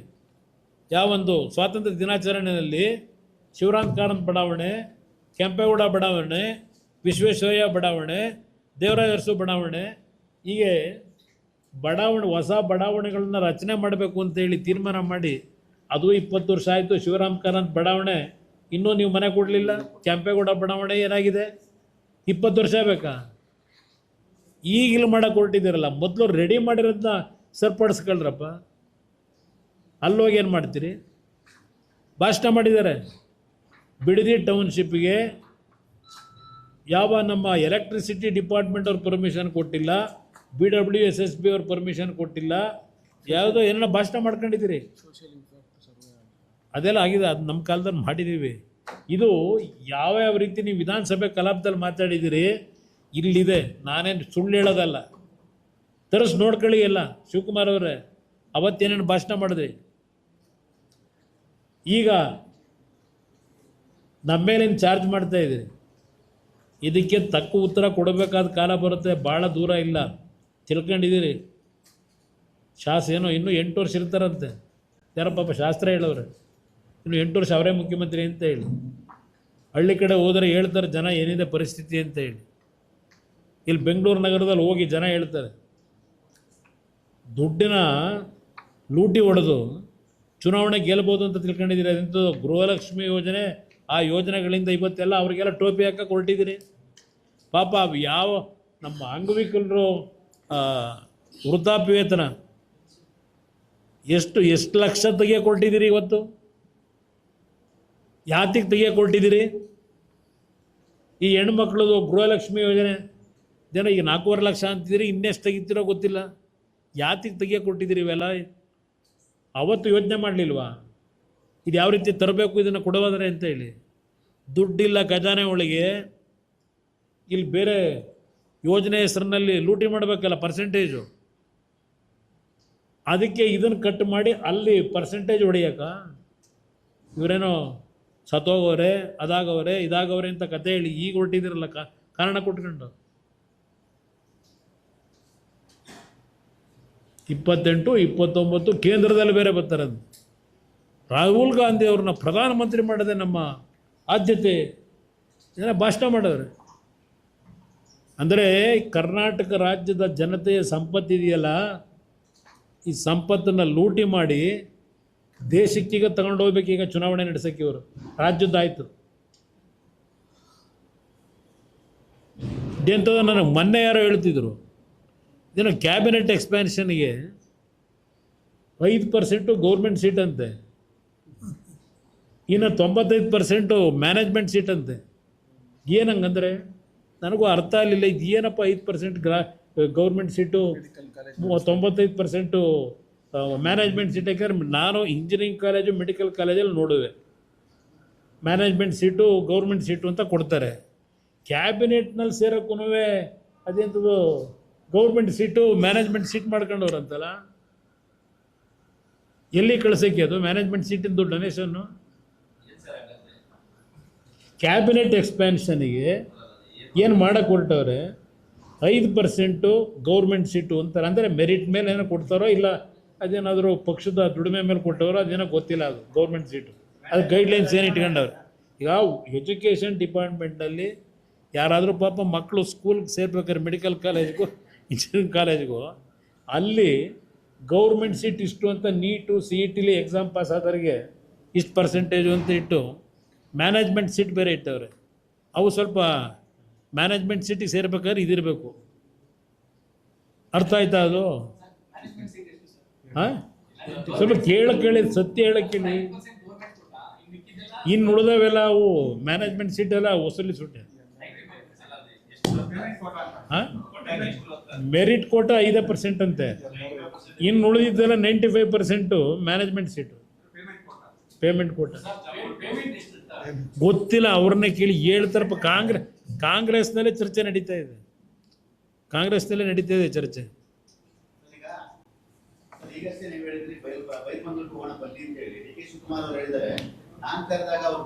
ಯಾವಾಗ ನಾನು ಏನು ಹೇಳಿದ್ದೀನಿ, ಹಿಂದೆನೂ ಏನು ಹೇಳಿದ್ದೀನಿ ಬ್ರದರ್, ನಾನು ಹಿಂದೆನೂ ಅವ್ರಿಗೆ ಸಮಯ ನಾನು ಅದನ್ನೇ ಹೇಳಿದ್ದು.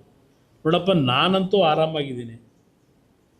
ನಿಮಗೆ ಭಾಳ ಯಾಕೆಂದರೆ ಸರ್ಕಾರ ನಡೆಸ್ತಾ ಇದ್ದೀರಿ, ಹಲವಾರು ರೀತಿಯಲ್ಲಿ ಇವೆಂಥವು ಟೇಪಿಗೆ ಇಟ್ಟಿಟ್ಟು ಮೆಜರ್ಮೆಂಟ್ ಇಟ್ಟು ಮಧ್ಯರಾತ್ರಿ 12 ಗಂಟೆ ರಾತ್ರಿ 1 ಗಂಟೆ ರಾತ್ರಿವರೆಗೂ ಕೆಲಸದಲ್ಲಿ ಬ್ಯುಸಿ ಇರ್ತೀರಪ್ಪ. ನೀವು ಅದೆಲ್ಲ ಬಿಟ್ಟು ಯಾವಾಗ ಸ್ವಲ್ಪ ಸಮಯ ಮಾಡ್ಕೊತೀರಿ ನೀನೇ ಕೊಡಪ್ಪ, ನೀವೇ ಕೊಡಿ ಡೇಟ್ನ, ನಾನು ಬರ್ತೀನಿ ಅಂತ ಹೇಳಿದ್ದೀನಿ. ಈಗಲೂ ಅದೇ ಹೇಳೋದು, ನಾನು ಫ್ರೀ ಇದ್ದೀನಿ, ಯಾವ ಬೇಕಾದ್ರೂ ಬರ್ತೀನಿ ಅಂತ ಅವತ್ತು ಹೇಳಿದ್ದೀನಿ. ನಾನೇನು ಬರಲ್ಲ ಅಂತ ಹೇಳಿಲ್ಲ, ಯಾಕೆಂದರೆ ಬ್ಯುಸಿ ಅವರು, ಅವರಷ್ಟು ಬ್ಯುಸಿ ನಾವಿಲ್ಲ. ಅದರಿಂದ ಅವರು ಆ ಬ್ಯುಸಿ ಶೆಡ್ಯೂಲ್ನಲ್ಲಿ ಸಮಯ ಫ್ರೀ ಮಾಡ್ಕೊಂಡು ಬಂದ್ರೆ ನಂದೇನು ಯಾವಾಗ ಬೇಕಾದ್ರೂ ತಯಾರಿದ್ದೀವಿ. ಇದೇನು ಸುಮ್ಮನೆ ನಾವು ರೆಡಿ ಮಾಡ್ಕೊಂಡು ಬಂದಿದ್ದೀವ? ಇದೆಲ್ಲ ರೈತರದೇ. ಅದರಿಂದ ಅಲ್ಲ ಬೈರ್ಮಂಗ್ ಜನಗಳ ಹತ್ರಕ್ಕೆ ಹೋಗೋಣ. ಅಲ್ಲಿ ಯಾರು ಹೆಣ್ಮಕ್ಳು ವಯಸ್ಸಾಗಿರೋರು 450 ದಿನ ಕೂತವರಲ್ಲ, ಅಲ್ಲೇ ಅವ್ರ ಮುಂದಾನೆ ಚರ್ಚೆ ಆಗಲಿ, ಹೋಗೋಣಂತೆ. ಏನು ಹೇಳಿ?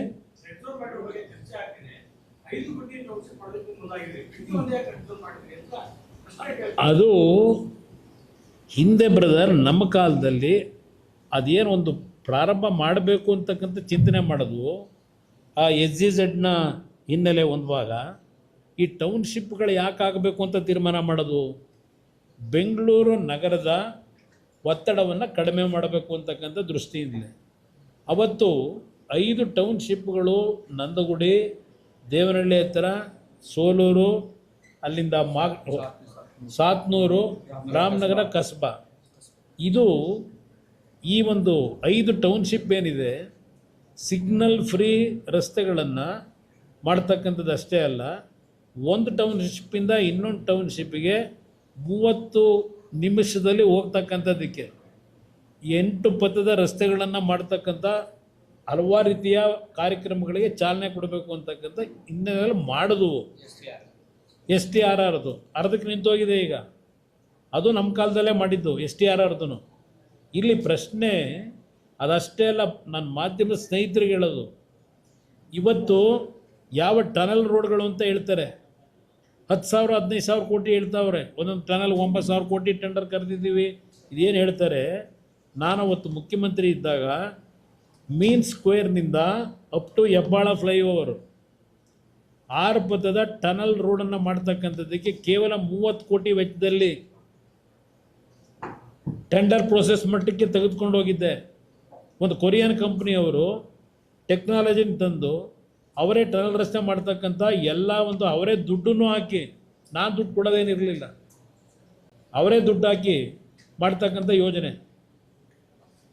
ಬರೀ 30 ಕೋಟಿಲಿ ಮೀನ್ ಸ್ಕ್ವೇರಿಂದ ಅಪ್ ಟು ಹೆಬ್ಬಾಳ. ನಿಮ್ಗೆ ಎಕ್ಸಾಂಪಲ್ ಹೇಳ್ತೀವಿ, ಇವತ್ತು ನಿಮ್ಮ ಎಲೆಕ್ಟ್ರಾನಿಕ್ದು ಸಿಟಿ ಇದೆಯಲ್ಲ ಫ್ಲೈಓವರ್, ನಿಮ್ಮ ಸಿಲ್ಕ್ ಬೋರ್ಡಿಂದ ಸರ್ಕಾರದಿಂದ 5 ಪೈಸೆ ಹಾಕಲಿಲ್ಲ ನಾವು. ಆ ರೋಡ್ ಮಾಡಲಿಕ್ಕೆ 19 ಕೋಟಿ ಸರ್ಕಾರಕ್ಕೆ ದುಡ್ಡು ಕಟ್ಟಿ ಆ ಕಾಂಟ್ರಾಕ್ಟ್ರಲ್ಲಿ ಕೆಲಸ ಮಾಡಿದ್ದದು ಫ್ಲೈಓವರ್ನ. ಇದು ನಾವು ಮಾಡಿದ ಕಾರ್ಯಕ್ರಮ. ಅದೇನೋ ಏನರದೆ ಅಂತಾರಲ್ಲ, ಅಲ್ಲೆಲ್ಲ ತುಮಕೂರು ಭಾಷಣದಲ್ಲಿ ಅರ್ಜಿದ್ದು ಇದನ್ನೇ ನಾನು ನಮ್ಮ ಕಾಲದಲ್ಲಿ ಲೀಗಲಿ ಎಸ್, ಇದು ಅಂತಿಮವಾಗಿ ಅವರು ಹೇಳೋರಲ್ಲ, ಕಾನೂನು ಇದರಲ್ಲಿ ಮಾಡ್ಕೊಳ್ಳಿ ಅಂತೇಳಿ. ನಾವು ಲೀಗಲಿ ರೈತರನ್ನ ಉಳಿಸ್ತಕ್ಕಂಥದ್ದಕ್ಕೆ ಯಾವುದೇ ಕಾರಣಕ್ಕೂ ರೈತರು ನಂಬಿಕೆ ಏನಿಟ್ಟಿದ್ದಾರೆ ಆ ನಂಬಿಕೆ ಉಳಿಸ್ತಕ್ಕಂಥ ಕೆಲಸ ಮಾಡ್ತೀವಿ.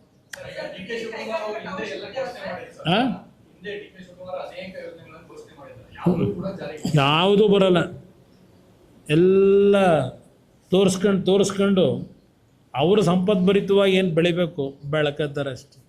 ನಾವು ಈಗ ಹೇಳಿ ಹಾಂ,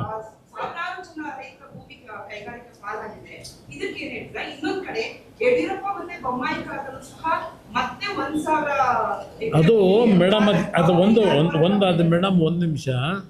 ಆ 1,000 ಎಕರೆಯ ಬ್ಯಾಕ್ಗ್ರೌಂಡ್ ಏನು?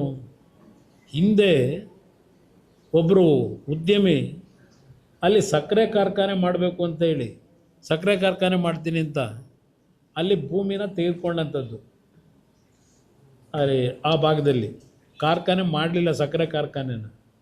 ಅವರು ಬೇರೆ ಬಿಸ್ನೆಸ್ ಏನು ಮಾಡ್ತಾಯಿದ್ರು, ಸರ್ಕಾರಕ್ಕೆ 400 ಕೋಟಿ ದುಡ್ಡು ಕಟ್ಟಬೇಕಾದಂಥ ಪರಿಸ್ಥಿತಿ ಇತ್ತು ಅವರಿಗೆ. ಅವರು ಕಾಂಟ್ರಾಕ್ಟ್ರು.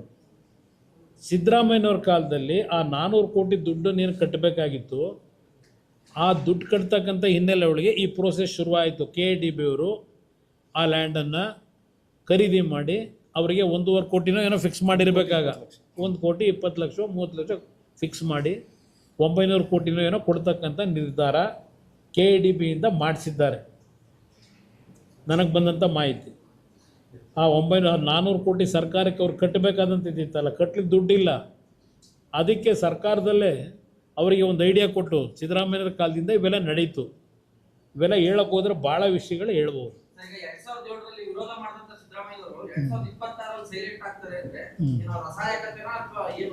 ಅವ್ರನ್ನ ಕೇಳಿ ಬ್ರದರ್, ಈಗ ಹೋಗಿ ಇಲ್ಲಿ ಅವ್ರು ಏನೇನು ಭಾಷಣ ಮಾಡವ್ರೆ ತೆಗೀರಿ, ನಿಮಗೂ ಬೇಕಾದ್ರೆ ಕಾಪಿ ಕೊಟ್ಬಿಡ್ತೀನಿ, ಅದು ಇಟ್ಕೊಂಡು ಹೋಗಿ ಕೇಳಿ. ಏನು ನೀವು ಹಂಗೆ ಮಾತಾಡಿ ಏನು ಮಾತಾಡ್ತಿಲ್ವಲ್ಲ ಅಂತ.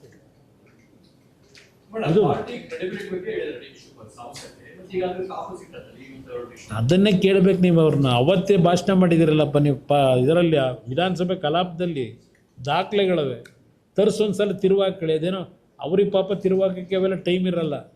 ಅವ್ರದ್ದು ಭಾಳ ಜನ ಇಟ್ಕೊಂಡವ್ರೆ. ಈಗ ನಿಮ್ಮ ಮಾಧ್ಯಮದಲ್ಲೇ ಕೆಲಸ ಮಾಡೋರನ್ನೇ ಭಾಳ ಜನ ಇಟ್ಕೊಂಡವ್ರೆ.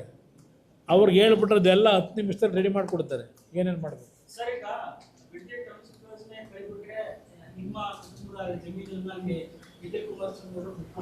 ಇಲ್ಲ, ಅದೇನೋ ಪಾಪ ಅವನ ಹೆಸರಲ್ಲಿ 5 ಎಕರೆ ಇರೋದನ್ನು ಆಸ್ಪತ್ರೆ ಕಟ್ಟಲಿಕ್ಕೆ, ಶಾಲೆ ಕಟ್ಟಲಿಕ್ಕೆ ಬೇಕಾದ್ರೆ ನಾನು ವಾಲಂಟ್ರಿಯಾಗಿ ಕೊಡ್ತೀನಿ ಅಂತ ಹೇಳಿದ್ದೀನಿ. ವಾಲಂಟ್ರಿಯಾಗಿ ಕೊಡ್ತೀನಿ. ಅದು ಅವನೇನಿಲ್ಲ, ಯಾವುದೋ ಬೇರೆ ಪಾಪದ ದುಡ್ಡದಿಂದ ಕಟ್ಟಿರೋದಲ್ಲ. ಯಾವುದೇ ಸುಳ್ಳು ರೆಕಾರ್ಡ್ ಸೃಷ್ಟಿ ಮಾಡಿ ಗೋಮಾಳ ಹೊಡೆದಿರೋ ಜಾಗ ಅಲ್ಲ. ಹಣ ಕೊಟ್ಟು ರೈತರಿಂದ ಕೊಂಡ್ಕೊಂಡಿರೋ ಭೂಮಿ. ಆಯಿತು, ಜನಕ್ಕೆ ಒಳ್ಳೇದಾಗಬೇಕು ನನ್ನ ಭಾಗದಲ್ಲಿ, ಯಾಕೆಂದರೆ ಅವರೆಲ್ಲ ಸಾಕಿದ್ದಾರೆ ನಮ್ಮನ್ನ.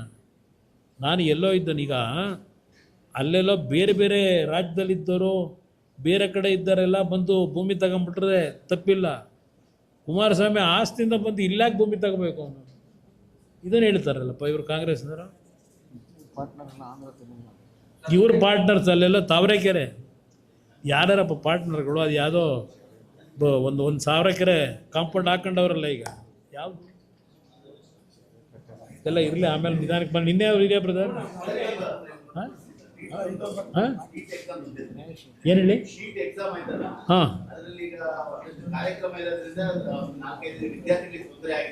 ನಿನ್ನೆ ದಿನದ ನೀಟ್ ಎಕ್ಸಾಮ್ನ ಸಂದರ್ಭದಲ್ಲಿ ಕೆಲವು ನೀಟ್ನ ಪರೀಕ್ಷೆಯನ್ನು ಬರೀತಕ್ಕಂಥ ವಿದ್ಯಾರ್ಥಿಗಳಿಗೆ ಪ್ರವೇಶಕ್ಕೆ ಅವಕಾಶಗಳು ದೊರಕಲಿಲ್ಲ. ಸಮಯ ಲೇಟ್ ಆಯಿತು, 2 ನಿಮಿಷ 3 ನಿಮಿಷ ಅಂತ ಹೇಳಿ. ಅದಕ್ಕೆ ಬಹುಶಃ ಕಾರಣ ಕಾಂಗ್ರೆಸ್ನ ನಿನ್ನೆ ದಿನದ ಕಾರ್ಯಕ್ರಮ. ಬೆಂಗಳೂರಿನ ಹಲವಾರು ಭಾಗದಲ್ಲಿ ವಾಹನದ ದಟ್ಟಣೆ ಆಗಲಿಕ್ಕೆ ಅವರ ಕಾರ್ಯಕ್ರಮದ ಹಿನ್ನೆಲೆ ಒಳಗೆ ಕೆಲವು ಸಮಸ್ಯೆಗಳನ್ನು ವಿದ್ಯಾರ್ಥಿಗಳನ್ನು ಎದುರಿಸಿದ್ದಾರೆ. ಪಾಪ ಅವ್ರ ಜೀವನಕ್ಕೆ ಹಾಳಾಗಿದೆ, ಜೀವನ ಎಕ್ಸಾಮ್ ಬರೀಲಿಕ್ಕಾಗಿದೆ. ಪ್ರಧಾನಮಂತ್ರಿಗಳು ನಿನ್ನೆ ದಿನ ಏರ್ಪೋರ್ಟ್ನಿಂದ ಅವ್ರ ನಿವಾಸಕ್ಕೆ ಹೋಗ್ತಕ್ಕಂಥದ್ದಕ್ಕೆ 45 ನಿಮಿಷ ಏರ್ಪೋರ್ಟ್ನಲ್ಲಿ ಕೂರ್ತಾರೆ. ಕಾರಣ ಅವರು ಹೋಗ್ತಕ್ಕಂಥ ಸಂದರ್ಭದಲ್ಲಿ 0 ಟ್ರಾಫಿಕ್ ಮಾಡ್ತಾರಲ್ಲ, ಮಕ್ಕಳಿಗೆ ತೊಂದರೆ ಆಗಬಾರದು ಅಂತೇಳಿ ಆ ಸಮಯದಲ್ಲಿ 45 ನಿಮಿಷ ಏರ್ಪೋರ್ಟ್ನಲ್ಲಿ ಕೂತಕ್ಕಂಥ ತೀರ್ಮಾನ ಏನು ಮಾಡ್ತಾರೆ. ಅದು ಒಬ್ಬ ಜನಪ್ರತಿನಿಧಿಗೆ ಇರಬೇಕಾದಂಥ ಮುಂದಾಲೋಚನೆ, ಮುಂಜಾಗ್ರತೆ ಕ್ರಮ ಯಾವ ರೀತಿ ತಗೋಬೇಕು ನಾವು ಅಂತಕ್ಕಂಥದ್ದು ಅವರ ನಡವಳಿಕೆ ಏನಿದೆ ಅದನ್ನು ತಿಳ್ಕೊಂಡು ಸರಿಪಡಿಸ್ಕೊಳ್ಳಿ ಅನ್ನೋದನ್ನು ಹೇಳಲಿಕ್ಕೆ ಬಯಸ್ತೀನಿ. ಮಾವು ಬೆಳೆಗಾರರ ಒಂದು ಇವತ್ತೇನು ಶ್ರೀನಿವಾಸಪುರದಲ್ಲಿ ಪ್ರೊಟೆಸ್ಟ್ ರ್ಯಾಲಿ ನಡೀತಿದೆ, ಬಂದ್ ಮಾಡಿದ್ದಾರೆ.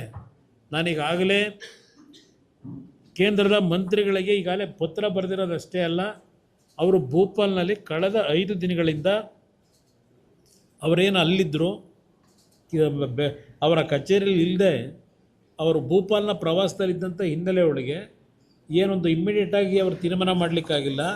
ನನಗೆ ಬಂದಂಥ ಮಾಹಿತಿ, ರಾಜ್ಯ ಸರ್ಕಾರದಿಂದ ಪತ್ರವನ್ನು ಇನ್ನೂ ಕಳಿಸಿರ್ತಕ್ಕಂಥದ್ದು ಅವರ ಕೇಂದ್ರ ಕಚೇರಿನಲ್ಲಿ ಮಾಹಿತಿ ಇಲ್ಲ. ನಾನು ಬರೆದಂಥ ಪತ್ರದ ಹಿನ್ನೆಲೆಯಲ್ಲೇ ಮಾರನೇ ದಿವಸ ಪ್ರಹ್ಲಾದ್ ಜೋಶಿಯವರು ಪತ್ರ ಬರೆದಿದ್ದಾರೆ. ಈಗ ಆ ಹಿನ್ನೆಲೆಯಲ್ಲಿ ಇವತ್ತು ಮಧ್ಯಾಹ್ನ ಬಹುಶಃ ಅವರು ಏನು ಭೋಪಾಲ್ನಿಂದ ಬರ್ತಾ ಇದ್ದಾರೆ, ಅವರ ಅಧಿಕಾರಿಗಳಿಗೆ ಮಾತನಾಡಿದ್ದೇನೆ. ಬಂದ ತಕ್ಷಣ ಟಾಪ್ ಪ್ರಿಯಾರಿಟಿನಲ್ಲಿ ಮಾವು ಬೆಳೆಗಾರರ ವಿಷಯದಲ್ಲಿ ಅವ್ರ ಮಂತ್ರಿಗಳ ಗಮನಕ್ಕೆ ತಂದು ತಕ್ಷಣ ಕ್ರಮ ತೆಗೆದುಕೊತೀವಿ, ರೈತರನ್ನ ಉಳಿಸ್ತೀವಿ ಅಂತಕ್ಕಂಥ ಮಾತು ಹೇಳಿದ್ದಾರೆ.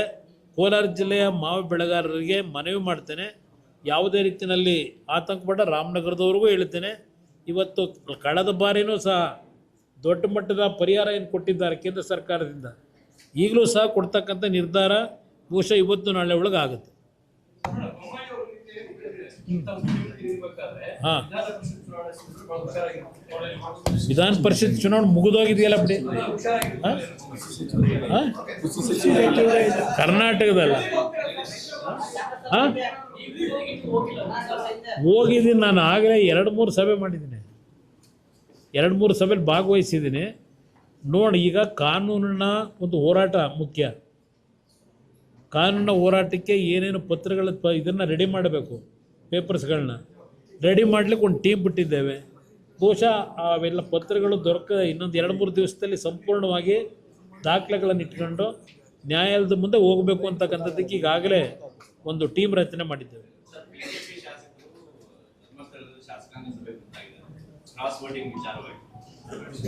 ಅಲ್ಲಿ ನನ್ನ ಅಭಿಪ್ರಾಯ ನೆನ್ನೆನೇ ಹೇಳಿದ್ದೀನಿ. ಇವತ್ತು BJPಯ ಸ್ನೇಹಿತರುಗಳು ಧರ್ಮಸ್ಥಳಕ್ಕೆ ಹೋಗಿ ಶಾಸಕಾಂಗ ಪಕ್ಷದ ಸಭೆ ಕರಿಬೇಕು ಅನ್ನೋದೇನಿದೆ, ಕರೀತಕ್ಕಂಥದ್ದು ತಪ್ಪು ಅಂತ ನಾನೇನು ಹೇಳಲ್ಲ.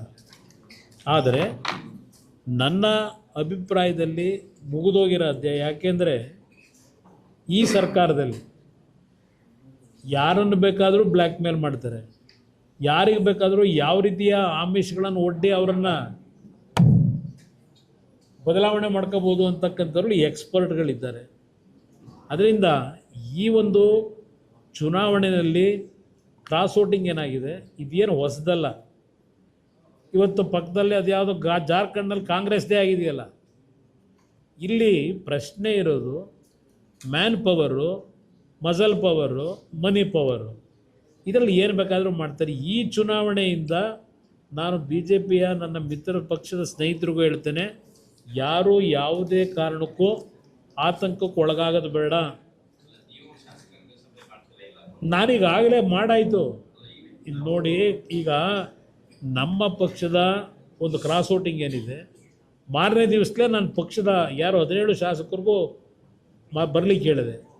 17 ಶಾಸಕರುಗಳು ಎಲ್ಲರೂ ಶಿಸ್ತುಬದ್ಧವಾಗಿ ಬಂದು ಹಾಜರಾತಿ ಮಾಡಿ ಅವರೆಲ್ಲ ನಮಗೆ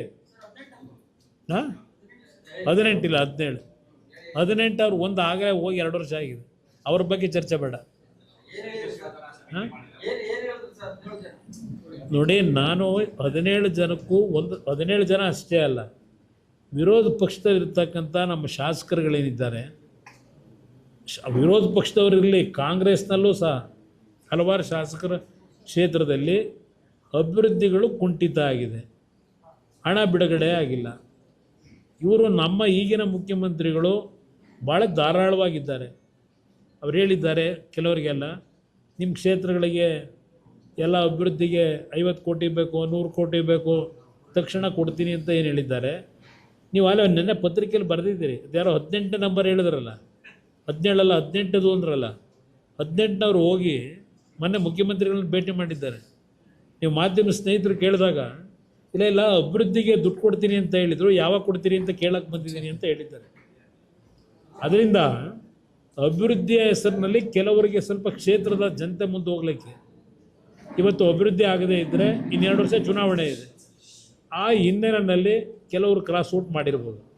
ಅದರಿಂದ ಈ ಒಂದು ವಿಷಯವನ್ನು ಇಲ್ಲಿಗೆ ಬಿಟ್ಟು 2028 ಇಂಥ ಕೆಟ್ಟ ಸರ್ಕಾರ ಕಿತ್ತೋಗಲಿಕ್ಕೆ ಏನು ನಾವು ಪ್ಲ್ಯಾನ್ ಮಾಡಬೇಕು ಅದರ ಕಡೆ ಗಮನ ಕೊಡಬೇಕು ಅನ್ನೋದು ನನ್ನ ಅಭಿಪ್ರಾಯ. ಹಾಂ, ಏನು ಹೇಳಿ? ಹಾಂ, ಯಾರಿಗೆ ಪ್ರಾಣ? ಹಾಂ, ಏನಂತ? ಹಾಂ ಹಾಂ, ಗೊತ್ತಿಲ್ಲ ನನಗೆ. ಇದರಲ್ಲಿ ನನಗೇನು ಯಾವ ಶಾಸಕರು ಪ್ರಾಣ ಕೊಡ್ತೀವಿ ಅಂತ ಹೇಳಿಲ್ಲ, ಯಾರು ಹೇಳಿಲ್ಲ. ಯಾವಾಗ ಅಲ್ಲಿ ಹೇಳಿದ್ರು ಗೊತ್ತಿಲ್ಲ ನನಗೆ. ಎಲ್ಲ ಇಟ್ಕೊಳಪ್ಪ, ಏನು ಬ್ರದರ್? ಹಾಂ, ಏನು ಬ್ರದರ್? ಹಾಂ, ಏನಣ್ಣ? ನೋಡಿ, ನ್ಯಾಯಾಲಯದಲ್ಲಿ ಒಂದು ಸಲಹೆ ಕೊಟ್ಟಿದ್ದಾರೆ. ಯಾವುದೋ ಒಂದು ಹಿರಿಯ ನ್ಯಾಯಾಧೀಶರನ್ನ ಅದೇನೋ ಸಂಧಾನವೋ ಇಲ್ಲ ಏನಂತ ಕರಿತೀರಿ ಅದಕ್ಕೆ? ರಾಜಿ ಸಂಧಾನ. ಅದಕ್ಕೆ ಕರೆದಿದ್ದಾರೆ, ಅದೇನು ನೋಡೋಣ ಅದೇನು ಅಂತ ಹೇಳಿ ಅದಾದ್ಮೇಲೆ ಹೇಳ್ತೀನಿ. ಯಾಕೆಂದರೆ ಪಾಪ ವ್ಯಕ್ತಿ ನನ್ನ ಮೇಲೆ ಕಂಪ್ಲೇಂಟ್ ಕೊಟ್ಟಿರ್ತಕ್ಕಂಥದ್ದು 2012 ಇಸ್ವಿ ಒಂದು ಕೇಸು ಪ್ರಾರಂಭ ಆಯಿತು. 2012 ಆ ಕೇಸಿನ ಹಿನ್ನೆಲೆಯಲ್ಲಿ ನನ್ನ ಮೇಲೆ ಪ್ರಾಸಿಕ್ಯೂಷನ್ಗೆ ಅಂತ ಹೇಳಿ ಗವರ್ನರ್ಗೆ ಒಂದು ಸರ್ಕಾರದಿಂದ ಫೈಲ್ ಕಳಿಸಿದ್ದಾರೆ. ಅದಕ್ಕೆ ಅವ್ರು ಕೆಲವು ಕ್ಲಾರಿಫಿಕೇಷನ್ ಕೇಳಿದರು. ಆ ಕ್ಲಾರಿಫಿಕೇಷನ್ನ ಹಿನ್ನೆಲೆಯಲ್ಲಿ ಅದು ಲೀಕ್ ಮಾಡಿದ್ರು. ಕ್ಲಾರಿಫಿಕೇಷನ್ ಗವರ್ನರ್ ಏನು ಕೇಳಿದ್ರು ಅದನ್ನು ಒಂದು ಮಾಧ್ಯಮದಲ್ಲಿ ಲೀಕ್ ಮಾಡಿದ್ರು ಆ ಸಬ್ಜೆಕ್ಟ್ನ. ಅದ್ರ ಮೇಲೆ ಆದಮೇಲೆ ಆ ಲೀಕ್ ಹೇಗಾಯಿತು ಅಂತೇಳಿ ತನಿಖೆ ನಡೆಸಲಿಕ್ಕೆ ನನಗೆ ಗವರ್ನರ್ ಆಫೀಸ್ಗೆ ಸರ್ಚ್ ಮಾಡಲಿಕ್ಕೆ ನನಗೆ ಅವಕಾಶ ಕೊಡಬೇಕು ಅಂತ ಸರ್ಕಾರಕ್ಕೆ ಕೇಳಿದ್ರು.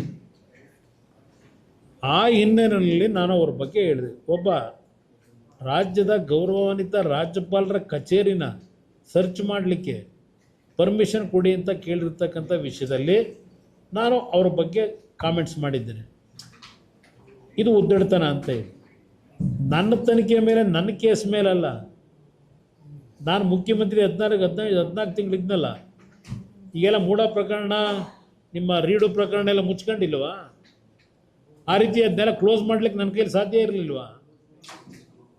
14 ವರ್ಷದಿಂದ ಇಟ್ಕೊಂಡು ಕೂತವ್ರೆ. ಸುಪ್ರೀಂ ಕೋರ್ಟಲ್ಲಿ ಕೇಸ್ ಇನ್ನೂ ಇದೆ. ಅದು ಜಾಮೀನು ತಗೊಂಡಿದ್ವಿ. ಯಾಕೆಂದರೆ ಸಿದ್ದರಾಮಯ್ಯರ ಕಾಲದಲ್ಲಿ 2016-17 ಇದ್ರಲ್ಲ, ನನ್ನನ್ನು ಒಂದು ದಿನವಾದರೂ ಅರೆಸ್ಟ್ ಮಾಡಲೇಬೇಕು ಅಂತ ಪ್ರಯತ್ನ ಪಟ್ಟರು. ನಾನು ಆಗ ಜಾಮೀನು ತಗೊಂಡೆ. ಜಾಮೀನು ತಗೊಂಡೋದ್ರೆ ಅವರು ಕೇಸಲ್ಲಿ ಬರ್ಕತ್ತಾರೆ, ಕುಮಾರಸ್ವಾಮಿಯವರನ್ನು ಅರೆಸ್ಟ್ ಮಾಡಿ ಜಾಮೀನಿನ ಮೇಲೆ ಬಿಡುಗಡೆ ಮಾಡಿದ್ದೇವೆ ಅಂತ ಫೈಲಲ್ಲಿದೆ. ಇದನ್ನು ಜಾಮೀನನ್ನು ಏನಾದರೂ ಮಾಡಿ ಮತ್ತೆ ಕೋರ್ಟ್ ಮುಂದೆ ಹೋಗಿ ಇದನ್ನು ಏನಾದರೂ ಮಾಡಿ ತೆಗೆಸಬೇಕು, ವಿತ್ಡ್ರಾ ಮಾಡಿಸಬೇಕು. ಇದು ಸರ್ಕಾರದಲ್ಲಿ ನಡೆದಿರ್ತಕ್ಕಂಥದ್ದು. ನಾನು ಈ ರಾಜ್ಯದಲ್ಲಿ ಮುಖ್ಯಮಂತ್ರಿ ಆದಂಥ ಸಂದರ್ಭದಲ್ಲಿ ಅಧಿಕಾರ ದುರುಪಯೋಗ ಪಡಿಸ್ಕೊಂಡು ನನ್ನ ಮೇಲಿರ್ತಕ್ಕಂಥ ಕೇಸ್ಗಳನ್ನು ಮುಚ್ಚಾಕೊಳ್ಳಿಕ್ಕೆ ಹೋಗಿಲ್ಲ. ಮೆರಿಟ್ ಮೇಲೆ ತೀರ್ಮಾನ ಅವ್ರು ಯಾವಾಗ ಬೇಕಾದ್ರೂ ತಗೊಳ್ಳಿ ಅಂತ ಬಿಟ್ಟಿದ್ದೀನಿ. 14 ವರ್ಷ ಆಯಿತು. ನಾನು ನಿಮಗೂ ಹೇಳ್ತೇನೆ, ಪಾಪ ನೀವು ಬರೀತಿರೋದು ಏನಾದರೂ ಒಂದು ಸಣ್ಣ ಸಮಸ್ಯೆ ಕೋರ್ಟಲ್ಲ ಮತ್ತೊಂದರ ಉದ್ಭವ ಆದರೆ ಕುಮಾರಸ್ವಾಮಿ ಇಕ್ಕಟ್ಟು ಅಂತ ಬರೀತೀರಿ. ನನಗೆ ಇಕ್ಕಟ್ಟು ಇಲ್ಲ, ಬಿಕ್ಕಟ್ಟು ಇಲ್ಲ. ಆ ಥರ ಮಾಡೋದಾಗಿದ್ದರೆ ಈ ಕೇಸ್ಗಳೆಲ್ಲ ಅರ್ಧ ಗಂಟೆಲಿ ಮುಗಿಸ್ಕೊಳ್ಳಿವೆ. ಯಾರ್ಯಾರು ಯಾವ್ಯಾವ ರೀತಿ ಮುಗಿಸ್ಕೊಂಡವ್ರೆ ಅನ್ನೋದು ಗೊತ್ತು ನನಗೆ, ಹಲವಾರು ವಿಷಯಗಳಲ್ಲಿ. ಅದರಿಂದ ಈ ಸಬ್ಜೆಕ್ಟ್ ಏನಿದೆ, ಒಬ್ಬ ಅಧಿಕಾರಿ, ಒಬ್ಬ ಕೇಂದ್ರದ ಮಂತ್ರಿ ಬಗ್ಗೆ ಇದೆಲ್ಲ ಈಗ ಮಾತಾಡಬಾರ್ದು ನಾನು ಆ್ಯಕ್ಚುಲಿ. ಆದರೆ ನಾನು ನೇರವಾಗಿ ಮಾತಾಡೋದು. ಇದರಲ್ಲಿ ನನ್ನನ್ನು ಯಾವ್ಯಾವ ಪದ ಬಳಸಿದ್ದಾರೆ ಒಬ್ಬ ಕೇಂದ್ರದ ಮಂತ್ರಿನ, ಇದು ಎಷ್ಟು ಸಮಂಜಸ? ಬಳಸಿರ್ತಕ್ಕಂಥ ಪದ ನನಗಲ್ಲ ಅವಮಾನ, ಅದು ನನಗಾಗಿರೋ ಅವಮಾನ ಅಲ್ಲ. ಈ ಸರ್ಕಾರ ಯಾಕೆ ನಡೀತಾ ಇದೆ, ಅಧಿಕಾರಿಗಳನ್ನ ಯಾವ ರೀತಿ ಉಪಯೋಗ ಮಾಡಿದ್ದಾರೆ, ಇದಕ್ಕೆಲ್ಲ ಮುಂದಕ್ಕೊಂದು ದಿನ ಬರಲ್ವಾ? ಡೈವರ್ಟ್ ಆಗೋದು ಬೇಡ, ಬನ್ನಿ ಮಾತಾಡ್ತೀನಿ.